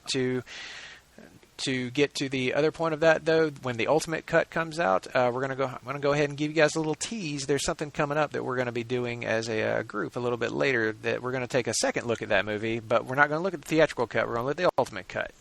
And you'll just have to keep your eye out for that one, but that's later on. But guys, if I were to say one thing that I hope to see in the Marvel Cinematic Universe, it's something that Marvel Comics and Ben, I'm just going to say this, not as necessarily a criticism, but it's something that Marvel Comics doesn't really do to the degree that DC does, and it's something I wish they would. Legacy characters. I'm with you. And that's something. That's one of the best parts that makes DC is legacy characters. Absolutely. But there are so many characters in Marvel who are poised to be that as well, or who could be, and they just. Nobody's ever bothered to pull the trigger on it. But in the Marvel Cinematic Universe, they're going to have to. Well, you've started seeing it too already. Already, Scott Lang is a legacy character. Yeah, like Scott Lang. Now we've got Bucky back in there, who's clearly being set up to be the new Captain America. You've got Chadwick Boseman, like Black Panther, stepping up. I think he's going to be like the new Iron Man. Honestly, I think that he's going to be that, or Doctor Strange. And we've got a very young Spider-Man coming in as a kid who can grow into the role. So I'm like, here you go. You're setting this up. It's a new generation of heroes. It's like that they're going to possibly become the quote-unquote new Avengers because, let's face facts, Chris Evans, Robert Downey Jr., and Chris Hemsworth cannot do this forever. Right. But you've got this whole cast of other guys. Sure they can. We talked about that de-aging technology. Yeah, we talked about it. Somebody's going to have to de-age their joints because that's... Or hire a bunch of new stuntmen or whatever to keep that going, and probably back up a money truck that even Disney can't muster up for Robert Downey Jr. to keep going. He loves it. Oh, I say that now, but watch Disney be like, you sorely underestimate our billions. And I do. I know I do. But yeah, that's what I want to see. I want to see legacy. I want to see new Avengers. Build that. And they're in a position to do it because all those new characters are now fan favorites. I didn't hear one person come out of Civil War saying that they didn't love them some Black Panther. Heard some whiny ass fanboys complaining that Spider-Man's too young. And I'm like, shut up. He was a 15-year-old kid whenever he started in the comics. You can't tell me that this doesn't work. And Tom Holland nailed it. Nailed that banter while he was fighting too. I wanted to jump up and down out of my seat. I was like, yeah, they got it right. Yes. Finally. But But that's my my take on it. So, guys, as a final point here, what do you want to see out of the Marvel Cinematic Universe going forward, Ben? I'm gonna take the fifth on this one because I already know what's coming up. So I'll just say everything I want to see is going to be there, and you guys should go check it out. Oh, I forgot that Ben gets all the inside knowledge and can't tell us the stuff on the record. Tim, what you got, buddy? Like you said, I'm really, really looking forward to Black Panther. I want that right now. I'm more excited about Doctor Strange than I thought I would be after seeing that first trailer. Because of the world of possibilities, I think it could open up where we might be exploring some alternate realities, other dimensions, that kind of thing. The Marvel multiverse, if you will. Carol Danvers, one of my very favorite characters, with her solo outing coming up and seeing how that's going to fit into the 1-2 punch of Avengers, I guess not so much Infinity War, but whatever we're going to be calling that. And obviously the closing of that chapter of this iteration of the Avengers for sure.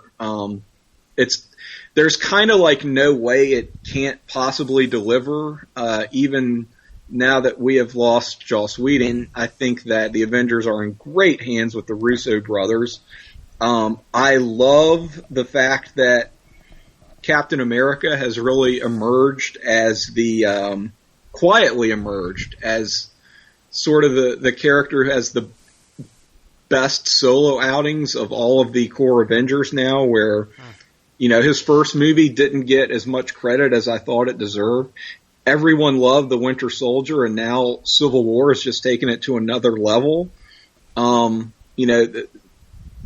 the Cap fan that I am, that just really warmed my heart that people have embraced his films and really have regarded the Cap movies as kind of the best of the bunch.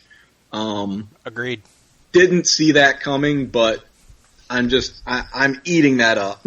Absolutely love it. So can't wait to see what's next for his universe. Whether we do legacy characters or not, I don't think it's a great idea to do legacy superheroes just for the sake of doing legacy superheroes, but that groundwork has certainly been laid. So, like you said, these contracts are not indefinite.